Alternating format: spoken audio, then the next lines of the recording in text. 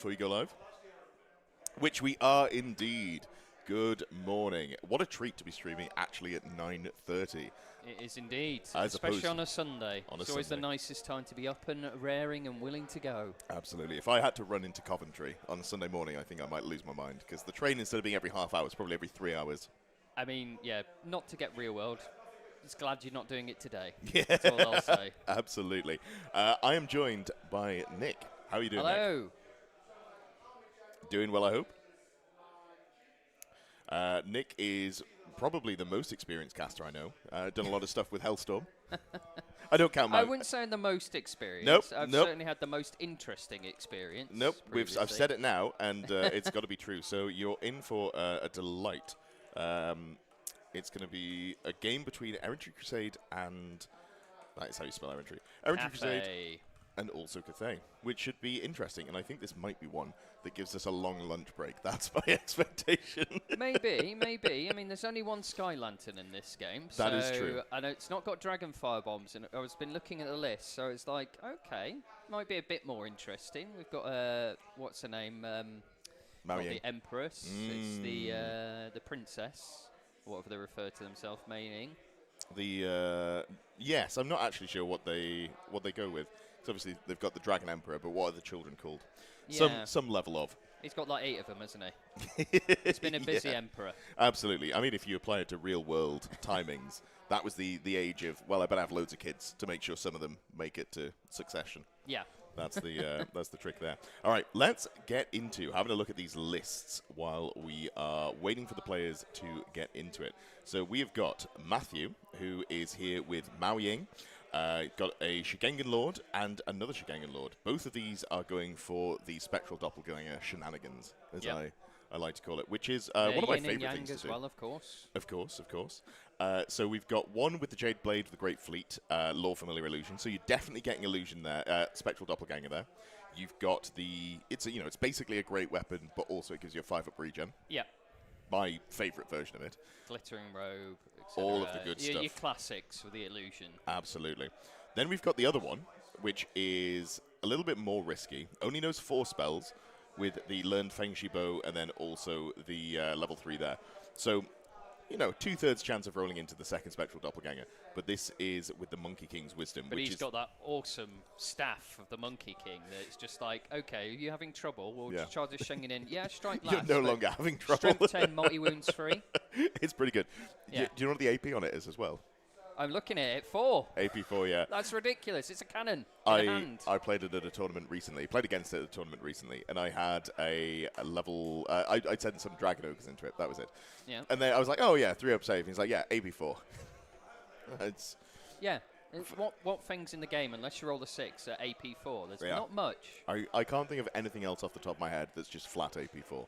Not to say that Cathay gets all the new toys, but yeah, that is that. I think my experience this weekend, the only time I've managed something like that is when my vampire count miscast and exploded. Sure. That's strength 10 AP -4, but it's not the most ideal way to get that ability. Have you heard about when I miscast and had a chain reaction of 5 large blast templates because I was playing Wild Herd? I just they were all, 4 of the wizards were in the middle of my army, so it was just destruction. Yeah, boom, boom, boom. It was pretty rough. Very much reminds. I know it might be taboo, but very much reminds me of old 40k when Imperial Knights first came on the scene and they used to explode with strength D. I used to. I think that's great. Knights versus Knights. You used to just have a chain reaction. You destroy one, it would blow up the next. It would blow up the next. Yeah. They were like, whoever's knight survived was the winner. Yeah. That does sound. I didn't. That It was sounds fun. like 6th or 7th edition. I missed those. Yes, it was before the current days. But I mean, that's why we play Warhammer, right? Because it's an okay balanced game with really appealing.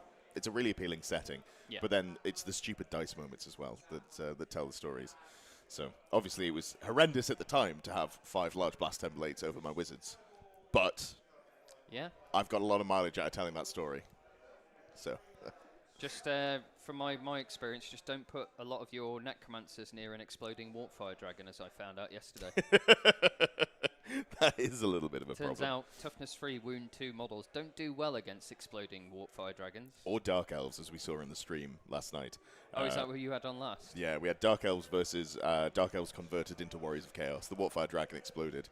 Yeah, there wasn't much there for it to kill. It had just finished off the dragon that it was in combat with as well. Yeah. But killed some Harpies, killed an entire squad of 5 Dark Riders. It was pretty rough. Gwilym was taking the beatings at that time. That's good for getting rid of the chaff for Warriors of Chaos, especially. Yeah, They don't yeah, have much absolutely. in their wheelhouse, do they? Yeah, his Andy's Blue Fire yesterday was doing a lot of work.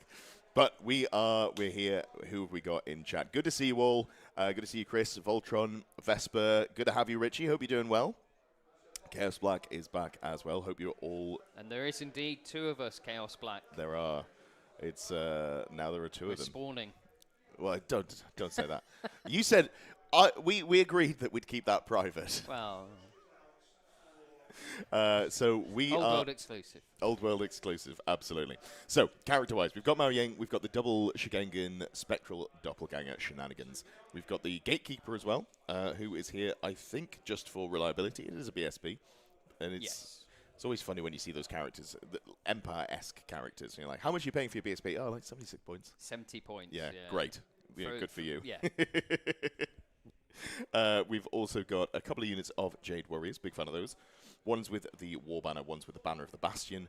Then we've got 10 Jade Lancers with a Ring of Jet. Only one Ring of Jet, though. That's not too bad. Yeah, I was like, normally Cathay armies have tons of Ring of Jet. There's like someone that mass produces them in their nation. Yeah, absolutely. It's like a warehouse that just churns them out. But It's only obviously one in this army. I was shocked. It's obviously the precious gem that they have the most of in Cathay. Yeah. So it's not exactly a diamond ring, is it? Other than that, we've got ambushes on the Jade Lancers. Nice to keep the drops low, which is always good. Got a couple of cannons and a fire rain rocket battery, and then also a single Sky Lantern, but it's not a character Sky Lantern, so it doesn't have all of the shenanigans. Oh, yeah, in fact, this is a Sky Lantern with... It's just generic. Yeah, I didn't It's even bog realise. standard. I was looking. I've it was forgotten like the name of the guns. The Crane Lantern guns, I think they're called. Yeah, it's the basic Crane Lantern guns. They've not got the other guns. They've not got the bombs. It's basically as it comes out of the box. Yeah. Maybe something that people will like as opposed to the other Sky Lanterns. Well, that when people like. were evaluating them and they looked at that loadout initially, that isn't particularly a problem. Having some, was it 5 shots from the backfield? It's not bad at all, but it's very War Machine-esque as opposed to the I'm going to throw, everything out of the basket and turns out it all explodes, which has been. It's the character ones that generally I've heard are the issue because they're multi-wounds. Yes, yeah. Being able to add extra wounds and a save and extra stuff on there is obviously a bit of a difficulty. It's the same with Dragons pre 1.5, where it's just the force multiplier. All right, so we've got a tamer Cathay list here, and then we've also got Errantry Crusade. So this is Reese's Errantry Crusade list, and this is we've got a Duke who has the usual Virtue of Heroism. Royal Pegasus, a little bit different here. Anointed Armor, Paymaster's Coin, and Gauntlet of the Jewel. Virtue of Heroism is obviously the any 6s to wound, Monster Slayer, or Killing Blow, depending what you're going into. Paymaster's Coin to reroll all hits in 1 round of combat. Just nice to get a bit more consistency into the things that you want to try and Monster Slay. Gauntlet of the Jewel, so your challenges can't be ignored. I do put that on my models. I think I'm yet to have noticed it come up. Maybe it does matter, but a lot of the time, the things that you're going into with this character can't refuse a challenge anyway. Yeah. But I imagine he'll be wanting to hunt down Mei Ying with that character especially. Definitely. But for 5 points, it feels like there's no reason not to go for it. And then the Anointed Armor, which is not what you normally see. Off the top of my head, I can't quite remember. Is that the one that makes you immune to Killing Blow and Monster Slayer as long as you have the Virtue of Heroism? I feel like... Give us a second, I'll find out for you. The Blessing of the Lady, I should say. Technology. What was it we're looking for? The Virtue? No, it's the armor, Anointed Armor. Off the top of my head, because there's the Gilded Cuirass, which is the regen. There's the Syrian's Locket. Yes, Grail Vow. it is that one. So you're immune to Killing Blow as long as you have the Blessing of the Lady. Wounds. Yeah, so you pay 20 points more than the Syrian's Locket, and on top of what you get, the immunity to Killing Blow, the multiple wounds. Sorry, you're immune to Killing Blow. That's it. Which is not bad. I don't think it's going to matter in this game. No cannons. It's going to matter a lot. You can just Oh, run yeah. run the Actually, Duke around yeah, on your own. They'll just bounce off him, won't they? Yeah. Yeah, it is really, really solid. Voltron's made the same mistake as me, said Grail Vow instead of the Blessing of the Lady. They're just too intertwined in my head. Okay, we've got a Baron, Ogre Blade, Royal Pegasus, Knightly Temper. This is very standard. You're going to charge in, you get a Hatred, you get an extra D3 attacks. You've got the Ogre Blades, who's Strength 6, AP 2, Armor Bane 1, D3 damage. This is just a problem solver. Yeah. It is often my favorite model in the list. Like, I like the Duke because it can run around on its own, especially if you do give it the Grommel Greathelm, which he hasn't got in this list. But if you're running around with T5, a 2-up save, re-rolling 1s, you're kind of immune to small arms fire. Whereas in this case, yeah, it's maybe got to be a little bit more respectful. Not that there's that much small arms fire in this list, I should say. But yeah, the Baron loves sitting in with the Pegasus Knights and just doing more damage than anyone has any right to do. I think from what I've heard, this player will mightily prefer this game to the last one they just had, because they went up against a known gun line last game. Yes. And as you can imagine, Bretonians don't do well against known gun line. No, it's interesting because Bretonians were seen as one of the best armies in the game for quite a while. Yeah. And then they dodged a lot of nerfs in 1.5. And oh, sorry, mate. Yeah, leave it on the side. I'll drink it later, I'm sure. I've just been brought a tea, but I've got a coffee. Oh, and a Kit Kat. Amazing. I'm being looked after. Appreciate that. So not sponsored. Yeah, and a word from our sponsor, Kit Kat. Yeah. Take a break. Right, well, see you later. We're taking a break. We go into the sponsored ad read for Kit Kat. Oh, I could only dream. Only dream. But yes, yeah, Bretonians were in a pretty decent spot. They dodged a lot of the nerfs that came in with 1.5, and people were a little upset about that. But then as the game has played out, because of the prevalence of shooting armies that have sort of turned up in the meta, it now kind of feels like, actually, they didn't need to be nerfed. So yeah. Yeah. I'm definitely not just saying that because I play Bretonians. But who can say that? Didn't you win an event with them? Yeah. And then immediately it was like, cool, on to the next thing. He's not biased. Honest. Not biased at all. No. Perfect. It is a little bit slow to start off here. If you are here and you haven't already, please do give the stream a thumbs up. Helps us get picked up by the algorithm. All of that good stuff. Hopefully shouldn't have any of the problems that we had first thing in the morning. Seems to have been pretty slow after... Unfortunately, we're in a kind of area of the country where it seems signal is just bad everywhere. I've noticed it on my phone, my tablet, the local internet. I'm on the Wi-Fi, and the Wi-Fi's, for just being in basically a scout hut, it's 22 meg down. I was like, oh, that's not bad. And then I checked the upload, and it's 3 meg up, which is not ideal for streaming. But we tweaked that yesterday. We struggle on. It's old world. It's old world, absolutely. Yes, so we've got Lady Elise as well. Do you have any strong opinions on Lady Elise? I like her feet. Not what I meant.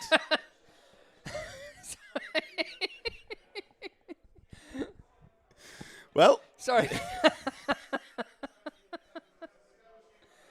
That just came straight off the top. That was not a thought through response. That was just input in, output. I didn't even realise she had bare feet, to be honest. But did you not? That was what everyone went on about. I think I maybe just went straight to looking at the rules.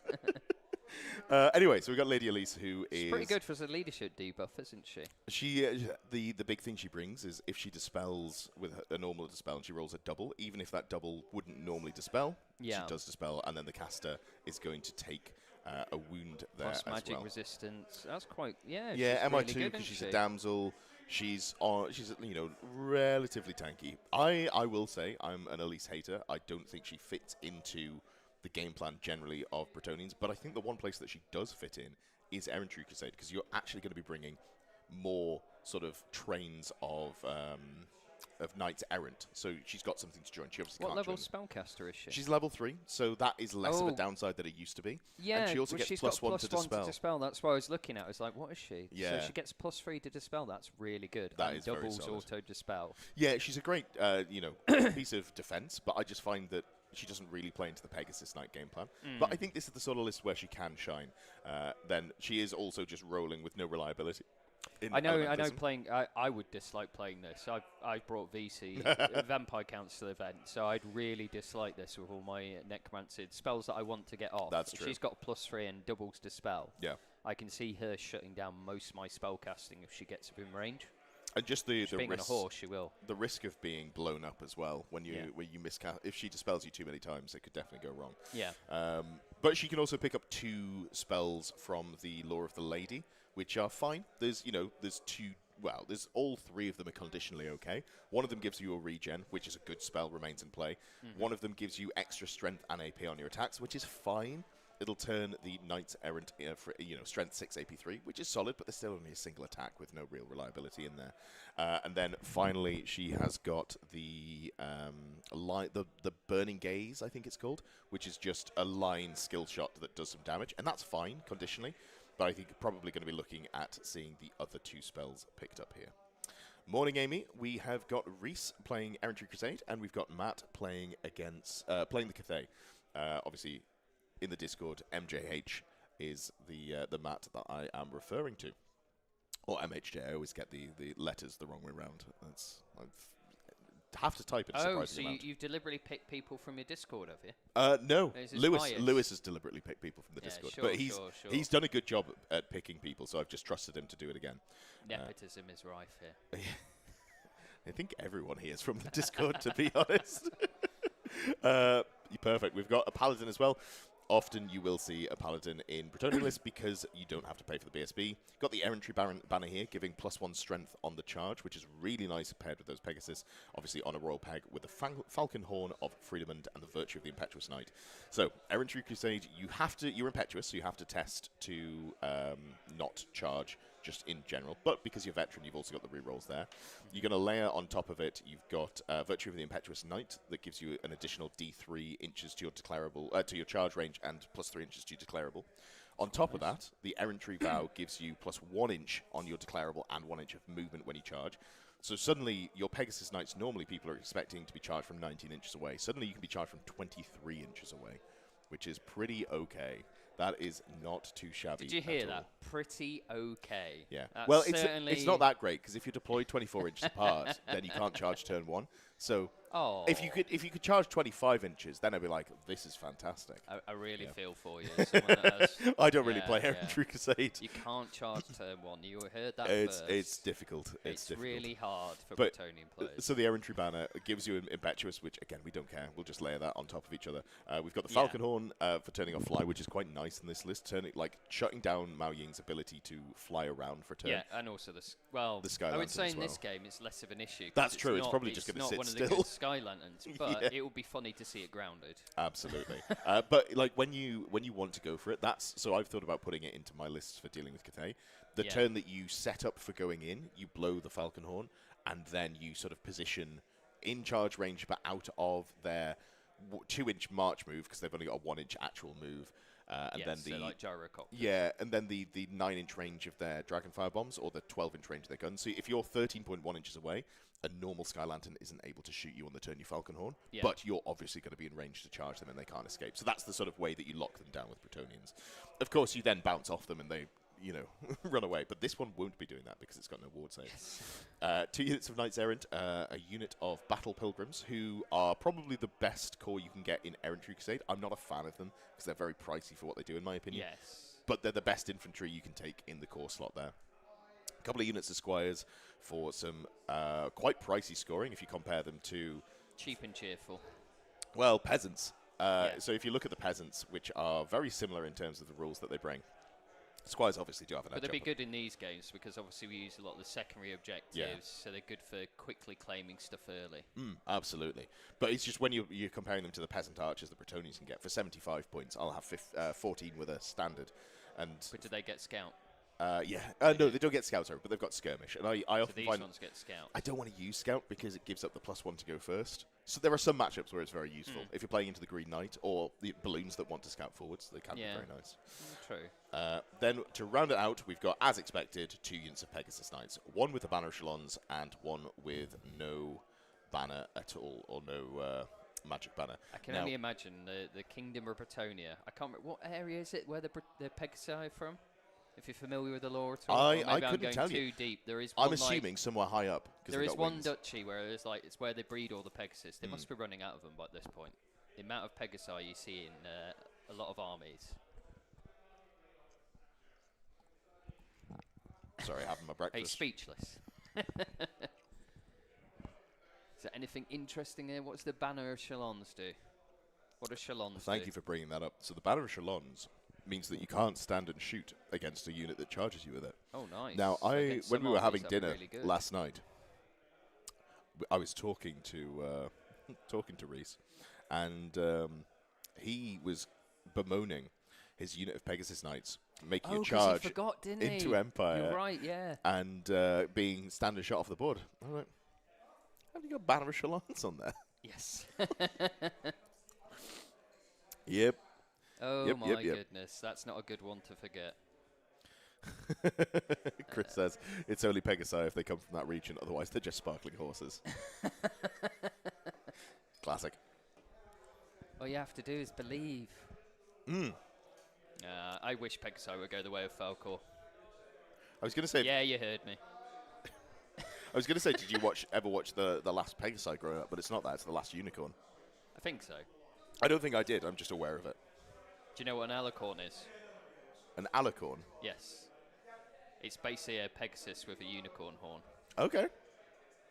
I was worried where that was going. No, it wasn't a joke. No, it sounded like some myth. Sort of branded product. Is it alicorn, I think? Or is someone saying no? Is that to me? Or be glad you don't. Yeah. Anyway, moving on. It looks like we're getting into the game here.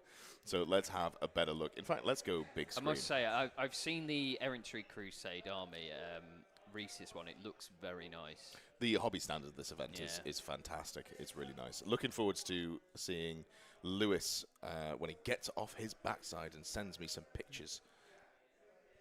I'm pretty sure he's done that, or will be doing that, very soon. So the mission is strategic location 5. Ooh, that's a lot of scoring on this one. That is a lot, yeah. I think that puts the advantage firmly in the hands of the Cathay. They're not playing now. With all my zombies and whatnot, that's so much free points for me. That would be the vampire count dream, wouldn't it? Yeah. That would be ideal. So we've got 5 objectives to hold into, and has he reduced the point? No, it's still 30 points per. It's going to be a lot of secondary objective scoring. We have got some spells as well. So we've got Mao Ying, who has got Fireball, Arcane Urgency, Oaken Shield, and the Storm Dragon's Fury. So she's got 2 magic missiles, a ward save, which is still actually kind of useful because she can join the infantry. Obviously, she teleports between being a dragon and being a human being. So when she's a human, putting a ward save on the unit of infantry is quite nice. Then she's got Storm Dragon's Fury and Fireball for double magic missile, Arcane Urgency, just always good. But when you've got some sort of, the Spectral Doppelganger beat sticks that are flying around in this game, Arcane Urgency is going to be really nice to avoid the Pegasus Knight's charge and get into position to do the damage themselves.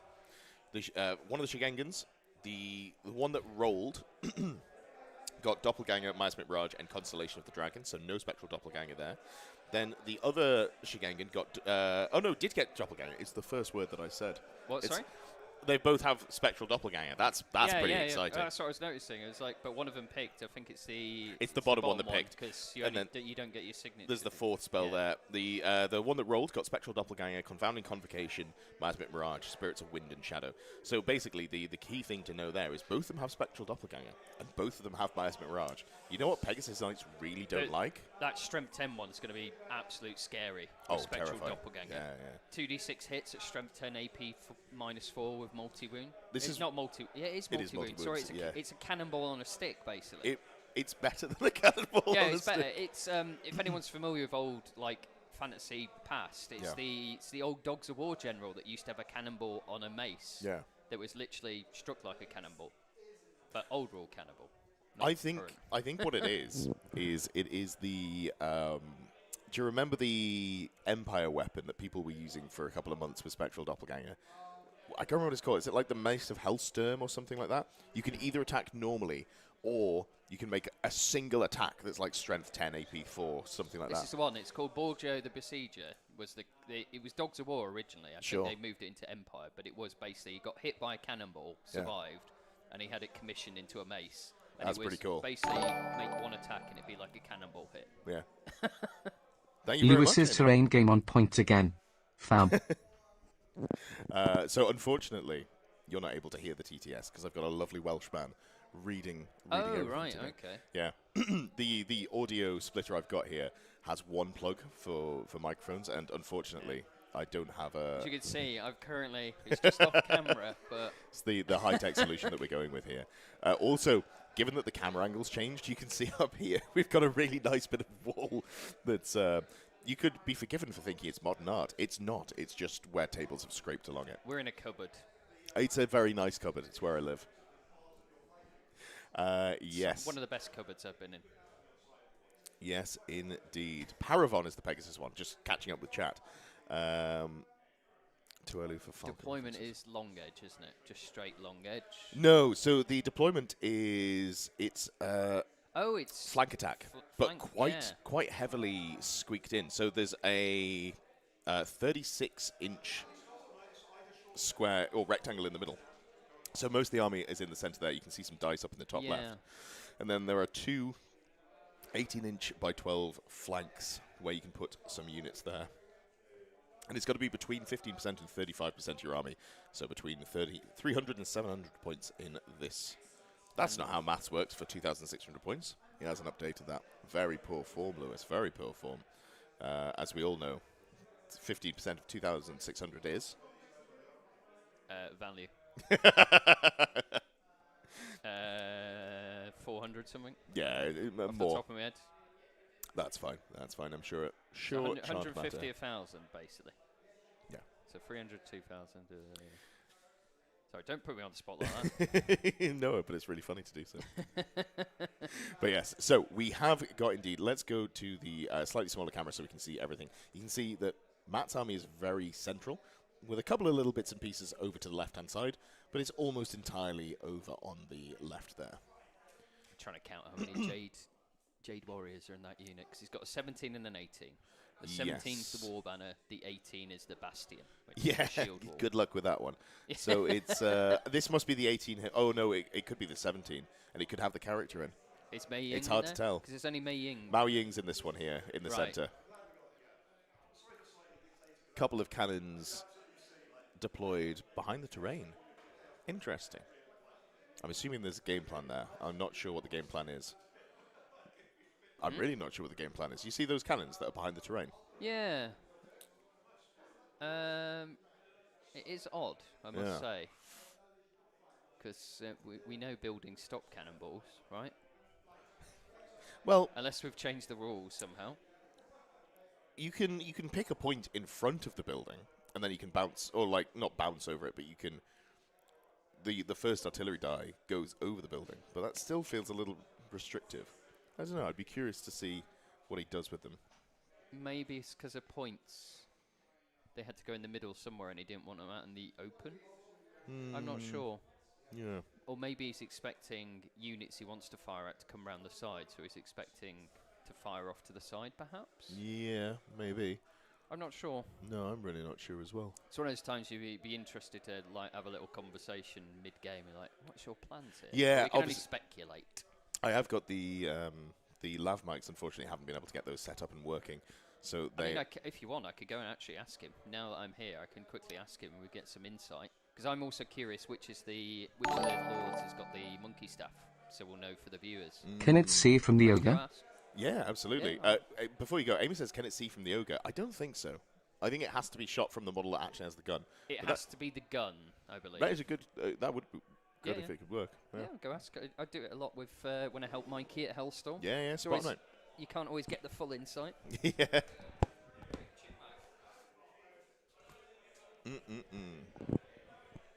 We're going to find out. We're going to get word from the ground here.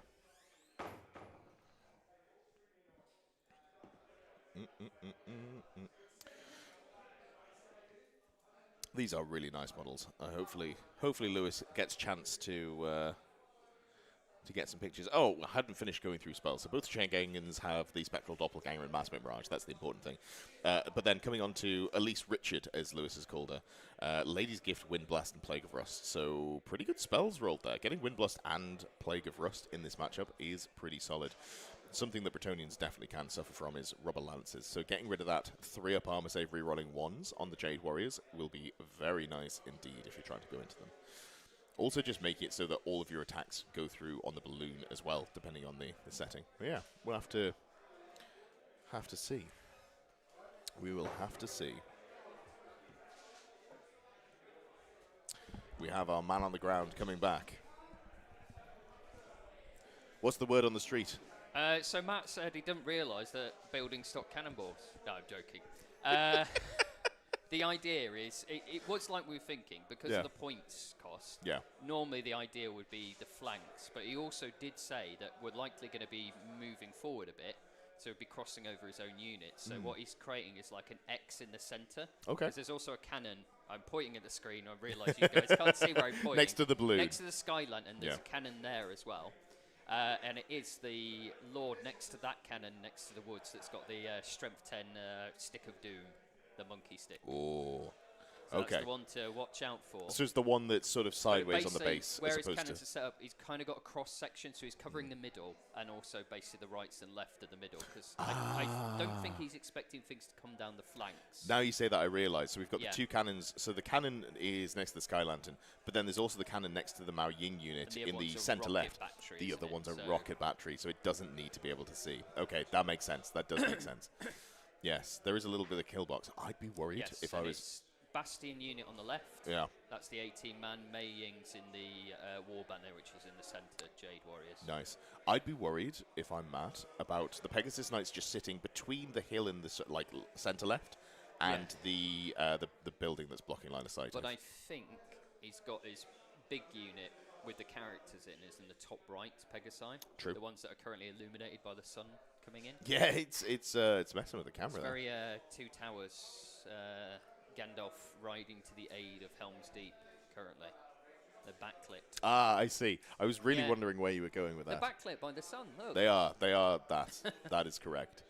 Yes, perfect. So, I'm going to take another bite of my sandwich. Tell me, who do you want to win in this matchup? I'm not sure I want anyone to win. I just want people to have a fun game. I know that's a bullshitty politician's answer, but I don't know. I enjoy both armies. Obviously, Cathay has a lot of stigma at the moment, but that's because of a certain list. I quite like the fact that this Cathay doesn't have the slightly obnoxious and overbearing Sky Lantern list. Yep. I quite like that. So, and I like the aesthetic of the Cathay. I like the idea. Sure. I just want a second wave and more options. But I also like Bretonnians. I used to have the army. I remember buying the starter box that had Littermen and Bretonnians when they first came out. It was fantastic. Littermen? Eh? Littermen? Lizardmen. Oh, Lizardmen. Sorry, I thought this was like a Bretonnian unit that I'd never heard of. I was like, oh, they've got some sort of like palanquin. But it's when they first came out, they were amazing. Yeah. So I don't know, to be honest. I really don't know. There's certain units that unfortunately kind of besmirch certain armies, and we are seeing them on the table here. The Sky Lantern and the Pegasi Knights, but I think we've entered does the Sky Lantern get a scout move, or? It has scouts, so it can deploy, but it doesn't get a vanguard move, no. So that's what we're just seeing is the scout moves No, now. it doesn't get a vanguard. It has scouts, so it can deploy forwards. Yeah. The problem is these are named opposite to what they've been named in 40k. Yes, sorry, my brain is conflated. So we are actually in turn 1 then. Yeah, we are in turn 1. Looks like Matt's got turn 1. Matt has indeed got turn 1. Getting aggressive with the balloon, which is interesting. If I'm looking at those Pegasus Knights with my Sky Lantern that doesn't have the needs to be close range, I don't think I want to get close. I think I'm pretty happy to... Maybe he's trying to provoke them out. Yeah. Maybe he's sacrificing the Sky Lantern. That then might be it. The Knights. Ed is much louder. Could you turn up the It other might be mic, because please? I've just put it on and moved the mic away. Yeah, that might well be double. I forget these aren't as input sensitive as the ones I'm used to. Apologies. Perfect. That should hopefully be good now. Is that better? Oh, lovely. All right. Good to see you, Voltron. Enjoy your sleep. Enjoy your sleep. Enjoy disassembling into your component parts, Voltron. The start of that sentence, I was very confused. That's good. You know where the name's from, right? Yeah. But no, as soon as you got to the end of it, it made sense. But the lead in, I obviously haven't woken up properly this morning. Breakfast has been half a sandwich. I've had half a coffee and half a tea. I'm a half man this morning. Half man, half biscuit, as my dad would say. I don't know where that came from.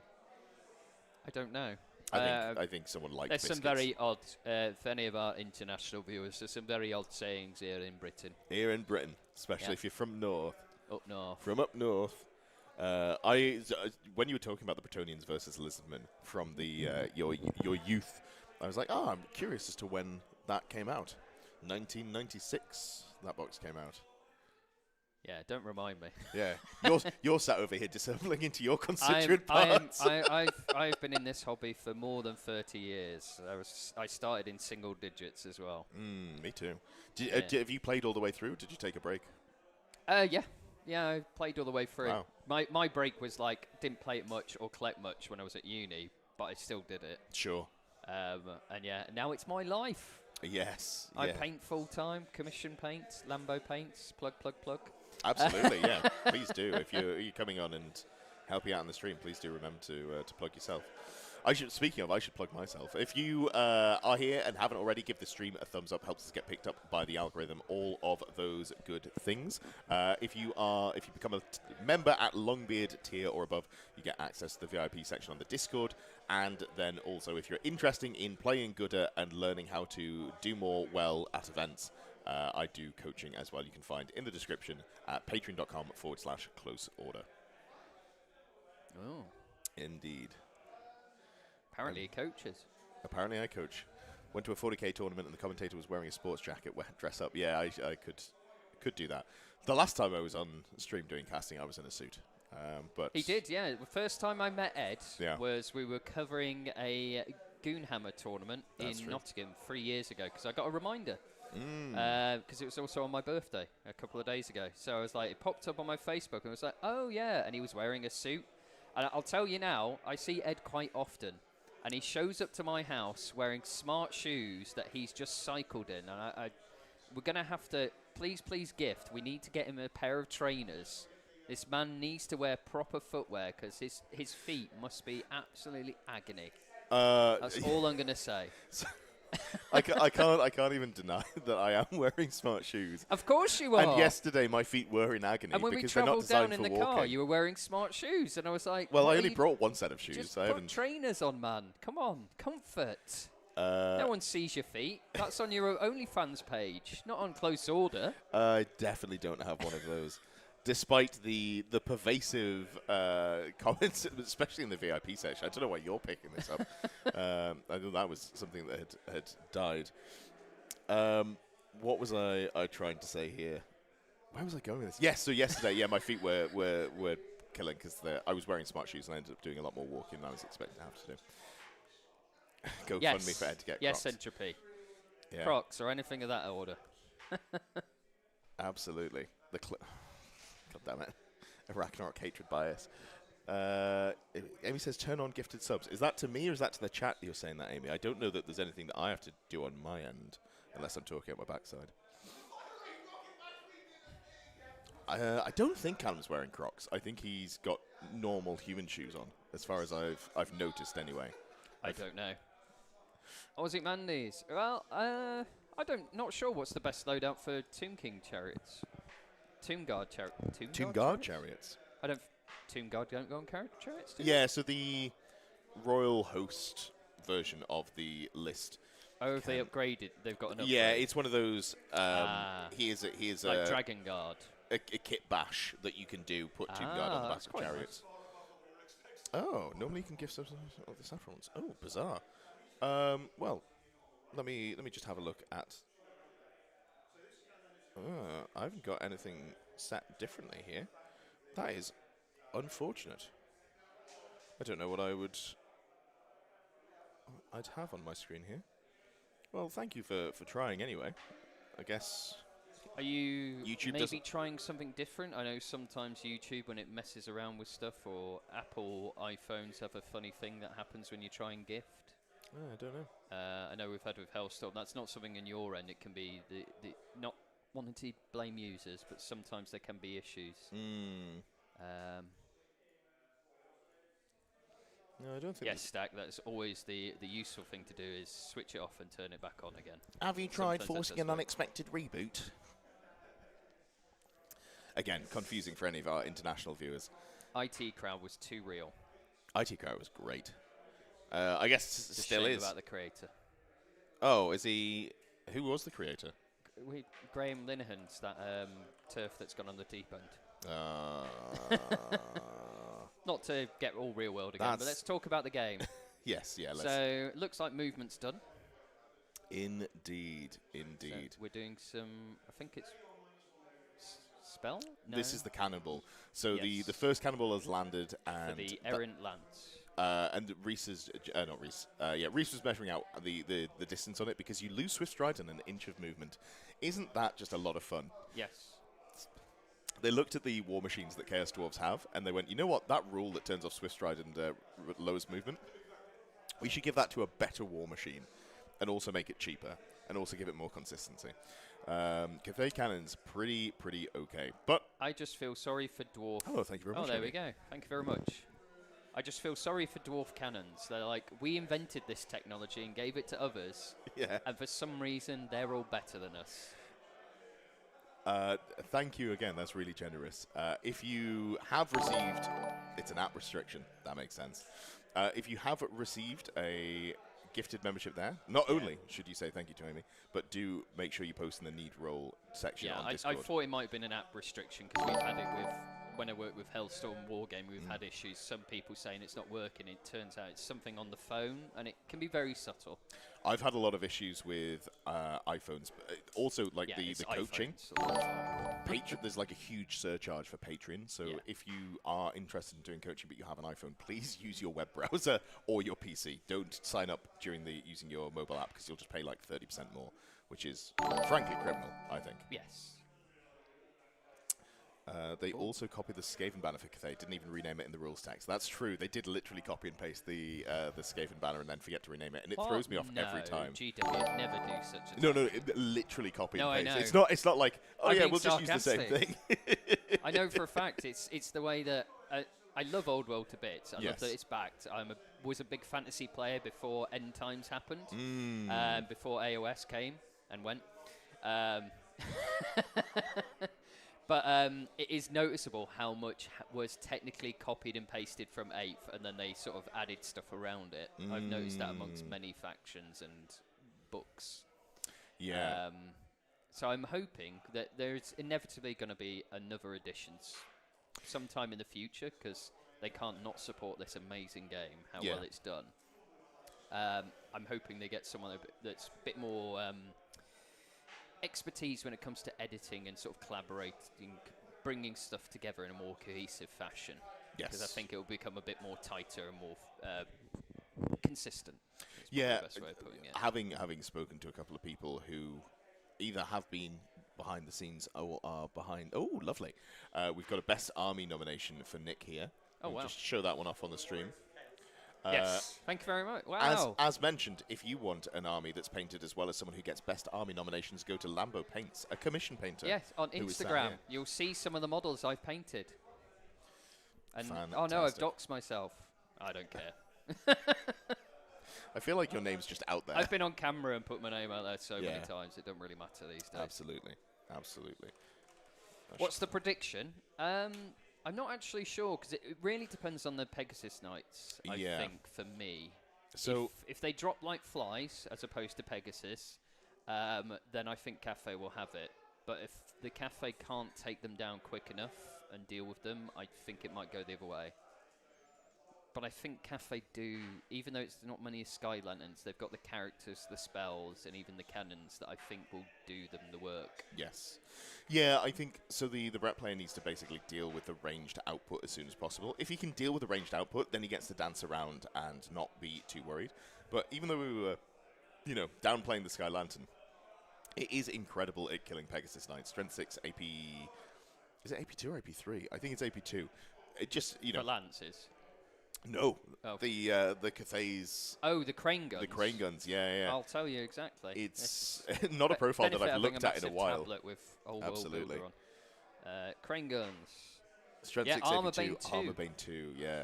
And he's 6 to wound and you just get in your They're not save. affected by the cumbersome, are they? Cumbersome is no stand and shoot. Yeah. So you're not standing and shoot if you get charged, which is something, but Bretonnians bring the... But Strength 6, it's basically a great weapon. Great weapon for most infantry. They're glazing your orcs, I think. Have you painted orcs? Are you the orc guy? That's what they're saying in chat. Sorry? This was the orc guy. Absolutely amazing work. I'm blown away. These orcs are amazing. I'm assuming. I do have an orc army on there because the same person I painted the chaos for, I also painted an orc army before. I'm bringing it up on screen here, bud, so we can just while we're. You can see my dwarf slayer that I painted from Highland Miniatures. That one you there? want the other one? It's better picture, the brighter one. Oh, is it closer to the top? This one here. Ah, yes, I see. Very nice. There we go. Highland Miniatures, very nice models.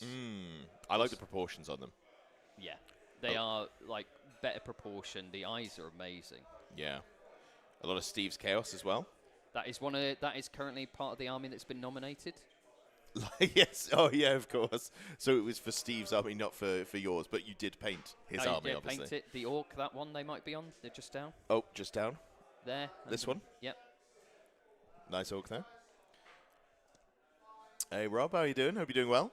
What are these square bases? This is what we call a good game, Rob. You could have a great time. Instead of making yourself unhappy playing Drukhari. There's nothing cooler than being square.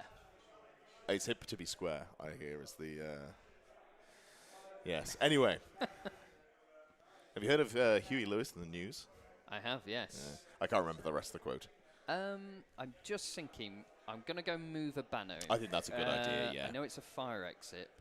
We might get in trouble, but the light is playing havoc with that top down, I've just noticed. Yeah. Well, I'll let you get on with it. I'll and I'm sure go have a chat with Lewis. And yes, see if I'm sure whatever you do will be it for you guys. Fire safety acceptable. Yeah. It'll all be fine. As long as we don't say anything that can be recorded or anything like that about the fire safety. Stop talking. Yes, but it's still early doors. A lot of the what you'll start off with in any game of Warhammer is a lot of thinking as opposed to just getting straight to it. And this is an army where on both sides where positioning is very important. Obviously, the Bretonnians want to get in and at them without taking too much damage, but that does take a good chunk of positioning. So, just going to get the windows covered up a little bit so we can get some better. Oh, amazing! Amazing! Look at that.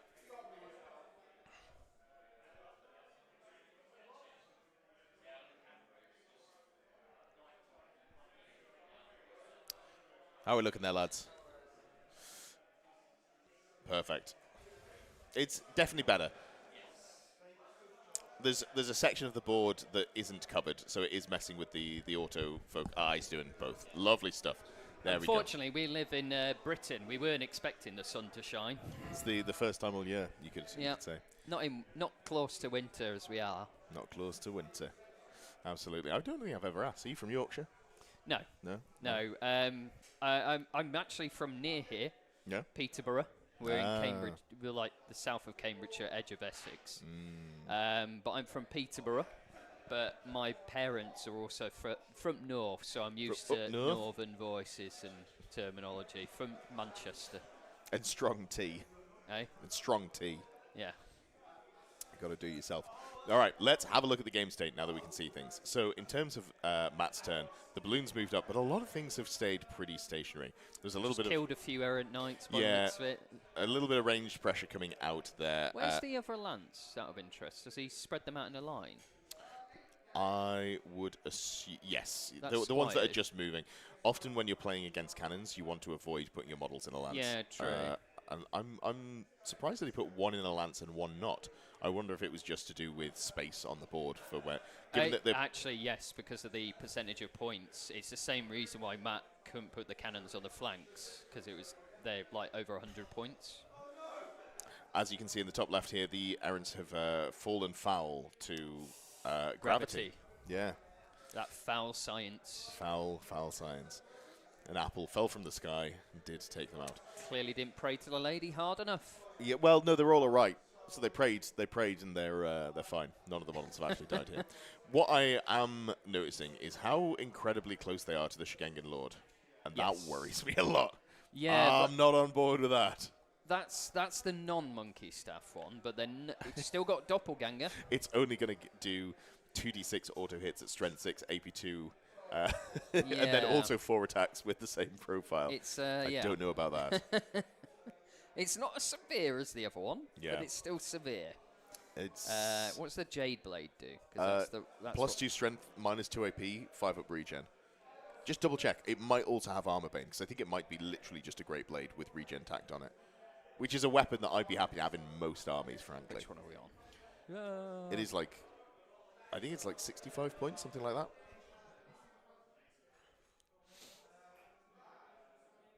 But yeah, it does kind of look a little bit less impressive than the... Yes, it's literally just great weapon with regen. Yeah. Less armor bane, but gives you regen. No, same armor bane. Armor bane 1 on a great weapon. Eh? Armor bane 1 on a great Oh, weapon. yeah, it's on. Sorry, yeah. My brain is... That's all right. Ugh. All right, here we go. Pegasus Knight's coming out to play. So this is the thing that we're going to be looking out for here is making sure that he doesn't give any really good lines for the cannon, because there is a cannon right next to it. So if he tries to stay out of the front arc of the balloon, which is pointing forwards, he's going to really just give his opponent like a nice line to put multiple... Oh, I'm worried about the lining up here. This cannonball's going to do a lot of work, I think. I'm not sure if he spotted it. The trees stop the cannons, don't they? But No. No, they don't. Do No. they, in this? Hills and buildings stop cannonballs. I'm trying to remember because certain events have now ruled it. Yeah. So I wasn't quite sure in this one. But then he could also just put the point after the trees. Because it's the bounce, isn't it? But yes. Yeah. They are very nice terrain, I must say. There's a chap that Lewis uses. If you go to the web page, I think it's one of the ones that sponsors him. A link. Yeah. Very nice terrain sets, I must say, across the board. He got some delivered, helped him unpack the other day, and they are very nice. Steck says the hill stops the cannon, and that's a really good point, because it's not a wood.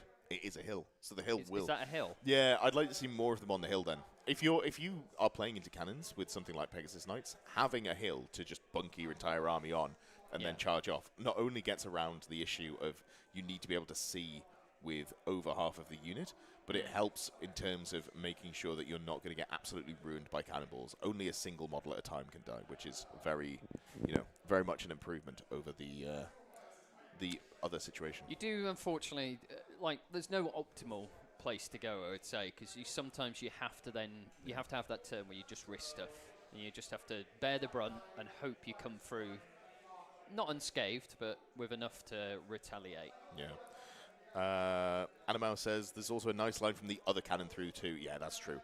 This cannonball can go through here and get a couple of them. The ones on the left. I feel like these Pegasus Knights might not be long for this world. I'm a little concerned. Yeah, but I can see the thinking, because you could play a very cagey sort of game. Yeah. And you could play many turns and you just get models picked off here and there. Or you can risk it on one turn. Yeah, you could lose big, but you could also win big. Yeah. So what he's doing here is he's got one unit of Pegasus Knights out in the open. He's hidden the second unit of Pegasus Knights behind the building. Out of the arc. And I just don't think that's right, because they're not going to be able to charge next turn unless his opponent gives him a charge. Well, you can charge that Jade Warrior unit, or potentially the Schengen, but I don't think they'll remain where they are. Or they'll just pivot. It's an interesting one, because I don't think those Pegasus Knights anyway will be able to deal with either of those. Sure. Maybe he's hoping that he's just giving too many threats or things to move around. Ooh. Try talking now. I wonder if that's changed anything. Is that better? Oh, you know what? I bet that's going to be better. I'm not sure you were being picked up before. Was I being picked up on your mic? Yeah, that might be happening? the case, Oh, yeah, true. Trying to silence me, clearly. Yeah, 100%. Hopefully that hasn't given some sort of horrendous Let me know if echo. I'm too loud now. Yeah, we'll just wait for someone to complain in chat. There's an awful echo, and I'll press the buttons and turn it off again. Oh, we just destroyed terrain. Oh, dear. Oh, no. Typical Bretonians. I actually think it wasn't glued in. I think it just... you can't see. There's like a slot, basically, for it to sit into there. Sounds the same to me, was always fine. Okay, never mind. Yeah, there were just some buttons that weren't lit up. So. That was basically my thinking, Steck, is basically that he's setting up in a way that it can do multiple things behind that building. It just depends on what the Cathay's response is, because Yeah, it's very much going to depend on the shooting phase next turn. Yeah, absolutely. Steck says, did I remember to turn on the power button this time? I did. So it's not a power button. There's a button that I was told is very important, which is the 48V, which means that basically you're adding power to... It's already turned on, but it's adding power to the headsets. And I just forgot to press that last time. But it was working for like 5 hours, so who knows why? Who can say? Magic. That's what I've heard. Yeah, absolutely. I did miscast a couple of times yesterday, pulling out the wrong camera, the wrong cable. Oh, you know what? I bet I had it right before I pulled out the cable, now that I say that out loud. Anyway, so, moving on. We have... Don't ruin the magic, man. Yeah, Don't give them the behind the scenes. That is the magic. But yeah, so coming aggressively forwards, he's reformed that lance in the backlines there. And again, I think I'd have liked them to move forwards aggressively. I know they're currently scoring points, but I feel like with this list, the Errantry Crusade player really, really wants to get in aggressively. Do you know what we're forgetting is the 5 objectives, aren't we? Well, will also factor in. You know what? Your opponent can't score objectives when they're dead. True. So if you just table your opponent, I think this, because there's enough range pressure here, I'd like to see more full send from the Errantry Crusade player, I think. But I found in the last game, so Yeah. if you were watching yesterday, the one with the bloke that just runs around the table, we forgot, me and my opponent, that you also score points for table quarters. So at the end of that game, last game, I picked up over 600 points without realising. We both didn't realise, and we're like, oh, table quarters count. And with my VC, I was like, well, I've got a massive unit of zombies in that one, my Graveguard in this one. I've got 3 table quarters. This is the high-level competitive gameplay we're bringing you. And then I scored 600 points that I'd just forgotten about. I just stumbled into it. I was like, oh. Yeah. Unfortunately, that man was just lost. As soon as one of my big units is near, I was like, you're coming to my graveyard, and you're just going to stay in there. But yeah, like 1 or 2, but with this table with 5, if you can cover a lot of them, you're going to be scoring a lot of points. Yes. Which, even if you lose models later, it's not really going to affect you that much. True. And it's Cathay. Cathay don't die easily. Yeah. Yeah, the Jade Warriors is surprisingly tanky. With that parry save, the heavy armor shield, getting you to a 3-up save with the rerunning ones is frankly ludicrous. 1.5 has changed a lot, I must say. Yeah, so, some may say. Some may say. It definitely has, yeah. Though one thing I have noticed out there is people still are afraid of dragons, even Chaos Lords on dragons, but they're not as killing as they used to be. I'll put it that way. Yeah, I like the place that dragons are in at the moment, I think. They are in a spot where you can't run them around and just solo bully units. Yes. But if you send them with something, your 500-point Lord is going to get, 500 points worth of value. And I think that is a good place to be in. It feels pretty correct for them. It also means you have to play a little bit better to actually get them doing anything, which, again, I'm in favor with. Yeah.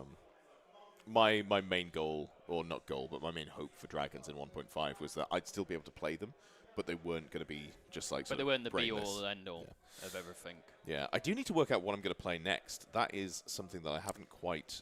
I'm actually having that thinking because I've had good fun. I've been playing VC since the start, and not because I'm a power gamer. It's because it is vampire counts for my army before the game disappeared due to AOS.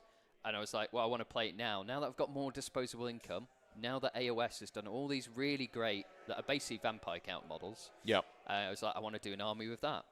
But now I'm looking at next year, and I'm like, I could do Lizardman.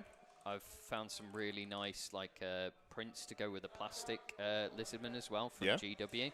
That will get over the allocations of you being a power gamer. Are you playing Lizardman? Well, yeah, it's most of the armies I'm looking at, funnily enough, are Renegade. Yeah. But yeah, mostly looking at 3D prints because the new AOS Lizardmen are really nice. Yeah. But they're all dynamic, so they don't actually rank up well. I bought some of the new Saurus, and their tails are everywhere, and it's like either I have to snip them off, or I'll go for a more sort of less dynamic posing 3D prints. I actually think I prefer less dynamic models, not only because it fits in better, but it makes the rank and file look more like an organized rank and file. Yeah, there are times when having disorder looks good. So something like, a horde of marauders where they are a little bit more hoardy, I think it makes a lot of sense. Or Skaven as well, I think would work really well, although they are pretty, just speaking of straight up. marauders, I'm very much looking forward to those ones that have been shown. Yeah, me It's too. made me think maybe I do a Chaos Army as well, because I used to have a Chaos Army. Yeah, who? So what I'm not sure is what we. Oh, thank you very much, Vincent. That's very kind of you.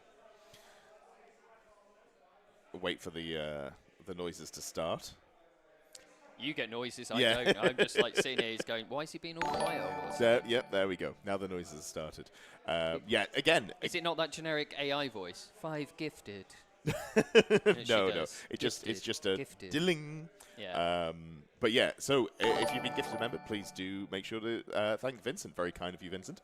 And also then do come on down to the Knees Roll channel in Discord and post there, and I'll apply your role between games when I get a chance.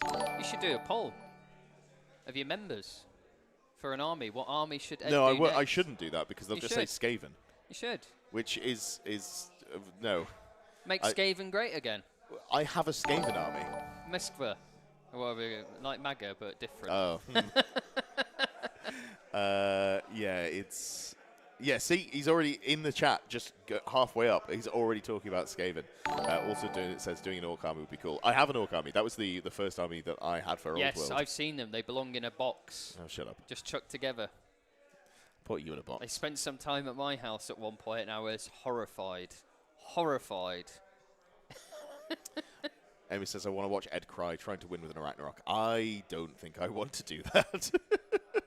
I don't think I want to do that at all. Such a lovely model. No, I want a new hobby project is part of it as well. So I don't want to do an army that I already own because it What feels... do you already own? Orcs and Goblins, Skaven, Dark Elves, High Elves, Warriors of Chaos. Bretts. I think that's it. Would you want to do Legacy or non-Legacy, or does that not matter? Probably not Legacy, realistically. Just the Legacy armies are pretty underwhelming. I don't know. Issue. I didn't say I couldn't win with them. I said they were underwhelming. I think they're dull, like a lot of the time, unfortunately. Wood Elves? You were talking about Treeman last night at the restaurant, weren't you? I meant, I played this stream game against Callum, the better part of a year ago, where we played the Woods versus the Woodsman, which was me playing Wood Elves with like Treeman and stuff, and him playing Beastman, leaning into like Dragon Ogre Shaggoths with massive axes and stuff.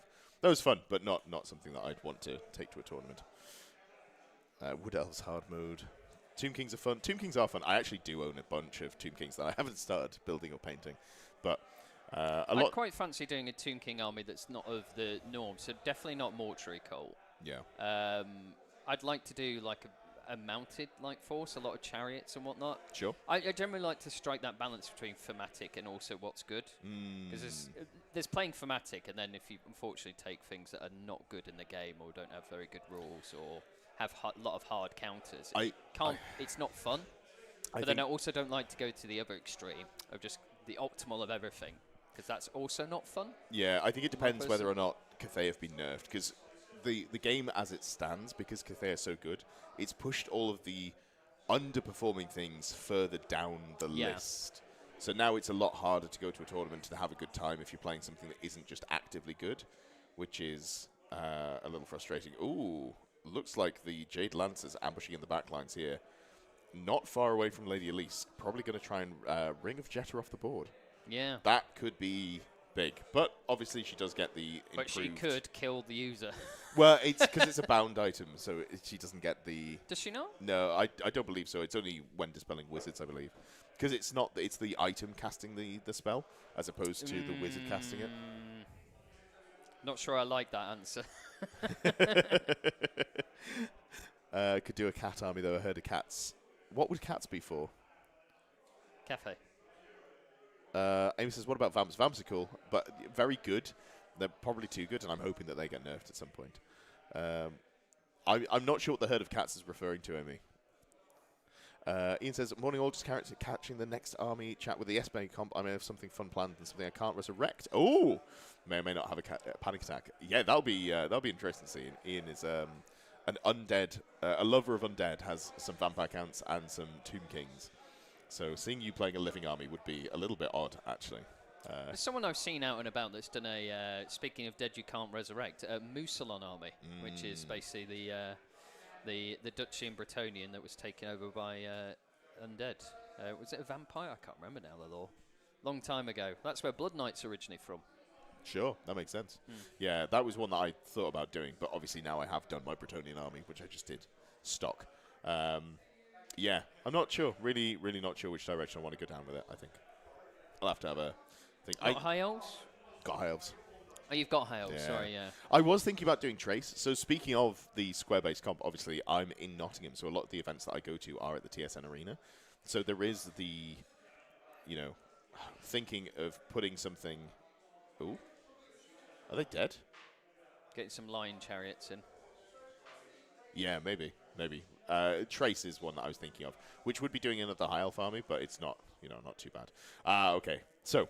They just... I was wondering what's going on. Yeah, let's just catch up on the game. Yeah, sorry. No. We've been podcasting a bit, but it's been a little bit of a slow start. So we've had the ambushes coming on in the back line here, the Jade Lancers with the Ring of Jets. They're positioned to try and snipe out Lady Elise. We've had a charge from the Shigengan with the and that Jade was a Blade. flea, right? A flea, yeah. Yep. So they're running away. This is one of my favourite things to do as a Bretonnian player, is flee. You lose your Blessing of the Lady. How very un-Bretonnian is all I'll say. Which means that nobody expects you to do it. Yeah. So then it's one of... People are getting more wise to you being able to bait them, with charges. So when you bait them with a charge that they weren't expecting, because you weren't expecting to run away, it's... Yeah. Mei Ying is Does the Treb not block those ambushes? I've just seen the dragon on there. Yeah. I've not been... This is so bad of me. come for a battle report, reports, views, etc., reviews, and I'm like, where's that other lance gone as well? Did it die? I think it's reformed, isn't it? Yeah, it reformed. Amy says, does the Trebuchet not block the Jade Lancers? That's not a Trebuchet. It is a Trebuchet model, but that is the baggage train in the back field there. Yeah. So no blocking. There's been some interesting baggage trains this weekend. We had someone's using a Cygor, I think, in their Beastman army as a baggage train. It's the right size base, I guess. Yeah. Hard to argue with. Mao Ying has transformed into full dragon. Yeah, she's at the bottom there. So we're in the Cathay's movement phase. So finished charges, now the remaining moves. Which is interesting. I'm not sure what the game plan here is for Mao Ying. I guess maybe going out and threatening the Pegasus bus. I think they're thinking ahead. They're like, if I don't get rid of the Pegasi, I'm going to need someone that's a good powerhouse in fighting as well. Yeah, looking at it, I'm wondering if it's a case of Mao Ying wasn't going to have range to get both magic missiles into the squad of Pegasus if she stayed as she was in human form. So maybe having to change into dragon form to actually get range to shoot in there does look like it's... That as well, because looking at that area, if the Pegasus survive, you've only really got that Schengen Lord, and that's putting all your eggs in one basket. Yeah. Asking them to take on a major threat, but if you basically add stuff in, it makes your degrees of success greater. Sure. Is the best way of putting it. Yeah. Because you know how dice are. Dice are a fickle mistress that will give at one moment and take away the next. I keep having this argument with people who say that they have consistently bad dice. It's impossible to have... Well, it's not impossible. It's very, very improbable that you have consistently bad dice. You're just putting yourself in situations where you need to salvage it by making good dice rolls. Redundancies are always a good habit to get into. Yes. Oh, wow, yeah, we were missing the chat. Yeah, I could see it on screen. Everyone's been very quiet. Yeah, I could see it on screen, but it wasn't actually picking up there. How can they do Trebuchet? Cats are Tomb Kings. Cats are Tomb Kings? How would I do an army of cats, Amy, that are Tomb Kings? Am I missing something? War Sphinxes. I know what you mean now. War Sphinxes, because technically, yes. If you could put a character on the back of a winged War Sphinx, I would be doing that. I'd be definitely trying it. And you are right. Like, dice can sometimes play into it, but that's why you have to, if you're doing strategy, you have to plan for sometimes dice not to always go your way. Always never plan for the optimal.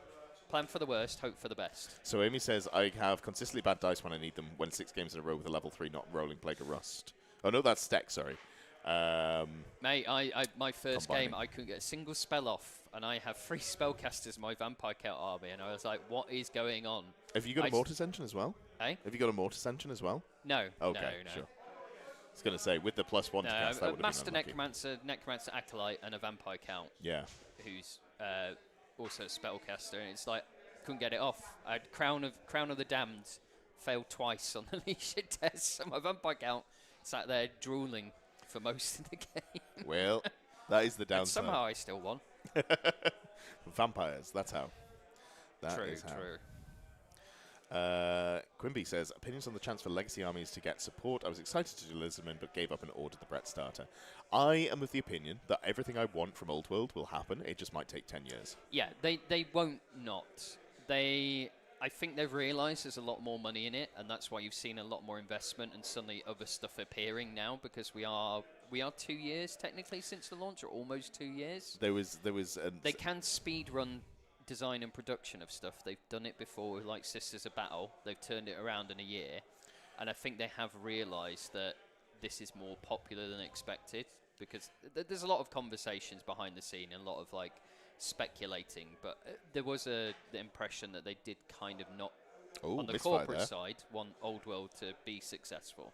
One of the Ogre Loaders used on that first cannon, re-rolling that misfire, making sure that he actually does get to land fire on the top of some Pegasus. But that's what you say about redundancies, Yeah. because that can happen. And it's like, if you don't kill those Pegasi, you need other stuff in place. Yeah. But I think they won't, because it's just money at the end of the day. It's the same theory behind 40k. It's like, will they release all the Primarchs? Yes, they'll make models for them because they sell well. At the end of the day, GW is a business. Yeah, so there's been an internal conversation Yeah. about from the start of the launch to where we are now.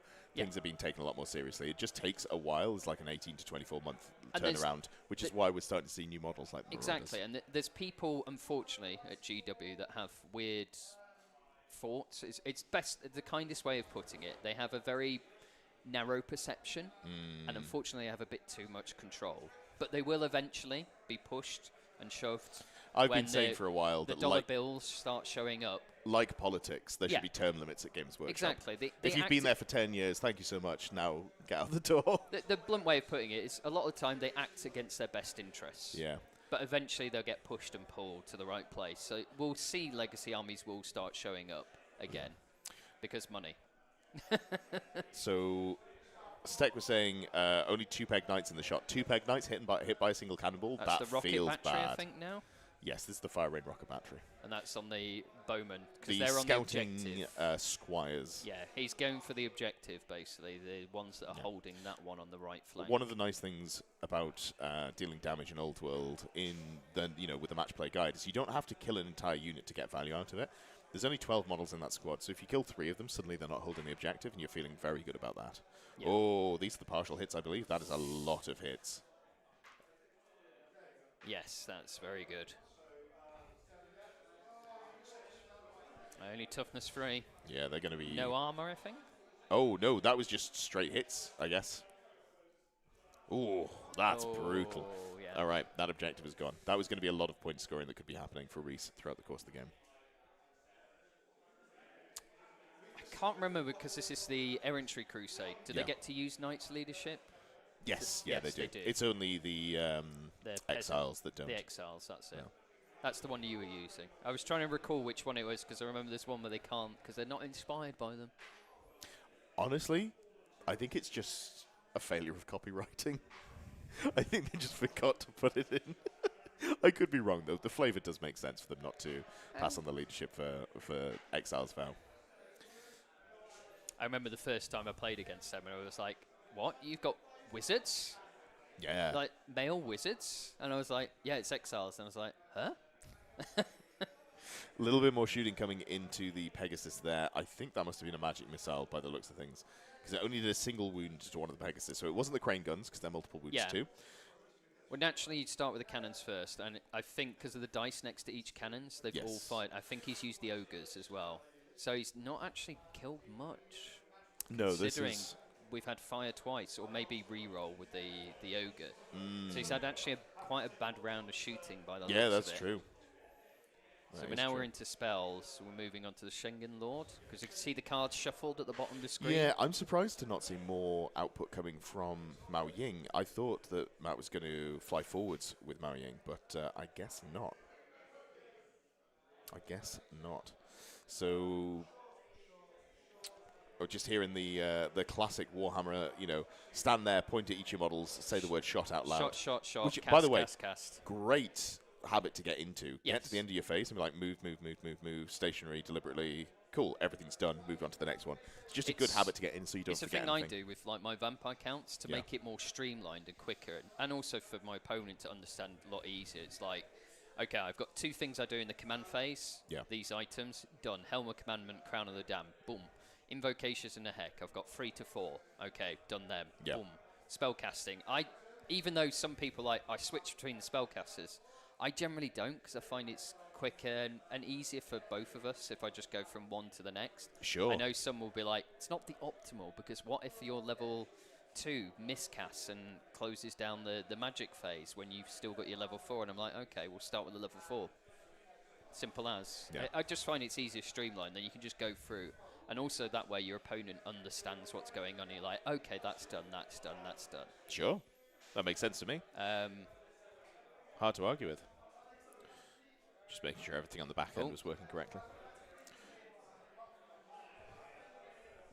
I was seeing where Matt was.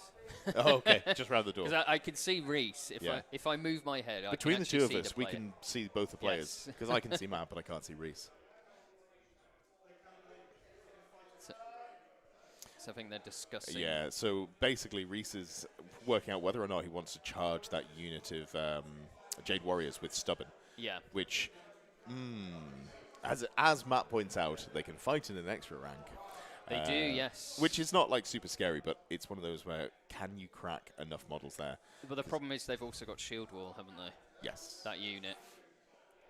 So I said yes, but I can't remember off the top of my head. I think so. No, it's got Banner of the Bastion, which gives it Shield Wall. Oh, is that not the Stubborn? I thought that was Stubborn. They've all got Stubborn, because they can add it on as well. This is why Cathay maybe were written for a different version of Old World. Yeah, the problem with Cathay is you keep forgetting some of the rules. For you. No, I trust you. I forget the rules that they have. So they can add Stubborn, Drilled. 0 to 1 per 1,000 points. Good job he's only got 2 units. Yeah. Yeah. Amazing. But yeah, it's one of those things of like, I do think they were designed for something else, and you just need to bring the other units up. Age of Sigmar. But yeah. But yeah, they get Shield Wall because of the Banner of the Bastion. Yes, that is what that one does. Mandolly says, just an idea for an army, Renegade Crowns. Every time a Merc unit gets released, that's an extra option for Renegade Crowns. I really like Renegade Crowns, and I'm hoping that if Cathay get nerfed, January is the sort of time I would expect to see that come in. We're probably not going to see anything coming in for the rest of the year, I would think. We've got a reveal stream in less than a week, haven't we? That's true. It's Friday in America. I think it's Saturday for us it's like European 12, type people. 12:30 or something. Yeah. I mean, I might be I'm a bit of a night owl, so I might actually be up for the start. I'm not sure I'd sit all the way through it, but I'm looking forward to it. So It's Old World, I'm very excited about. Yeah, absolutely. Is it on the... I can't remember. So it is Friday, technically. Not to out myself as a massive nerd, he says streaming a Warhammer event. I really enjoy watching League of Legends. Fortunately, I've just double-checked. Their grand finals are on Sunday. So I was just doing the mental maths on, like, how early do I have to get up to record the video going over the reveals and then also not miss watching the game live? Because there's games on this weekend which I'm missing and having to catch up on the evening. I don't think Cathay are oppressive, to answer that comment in the chat.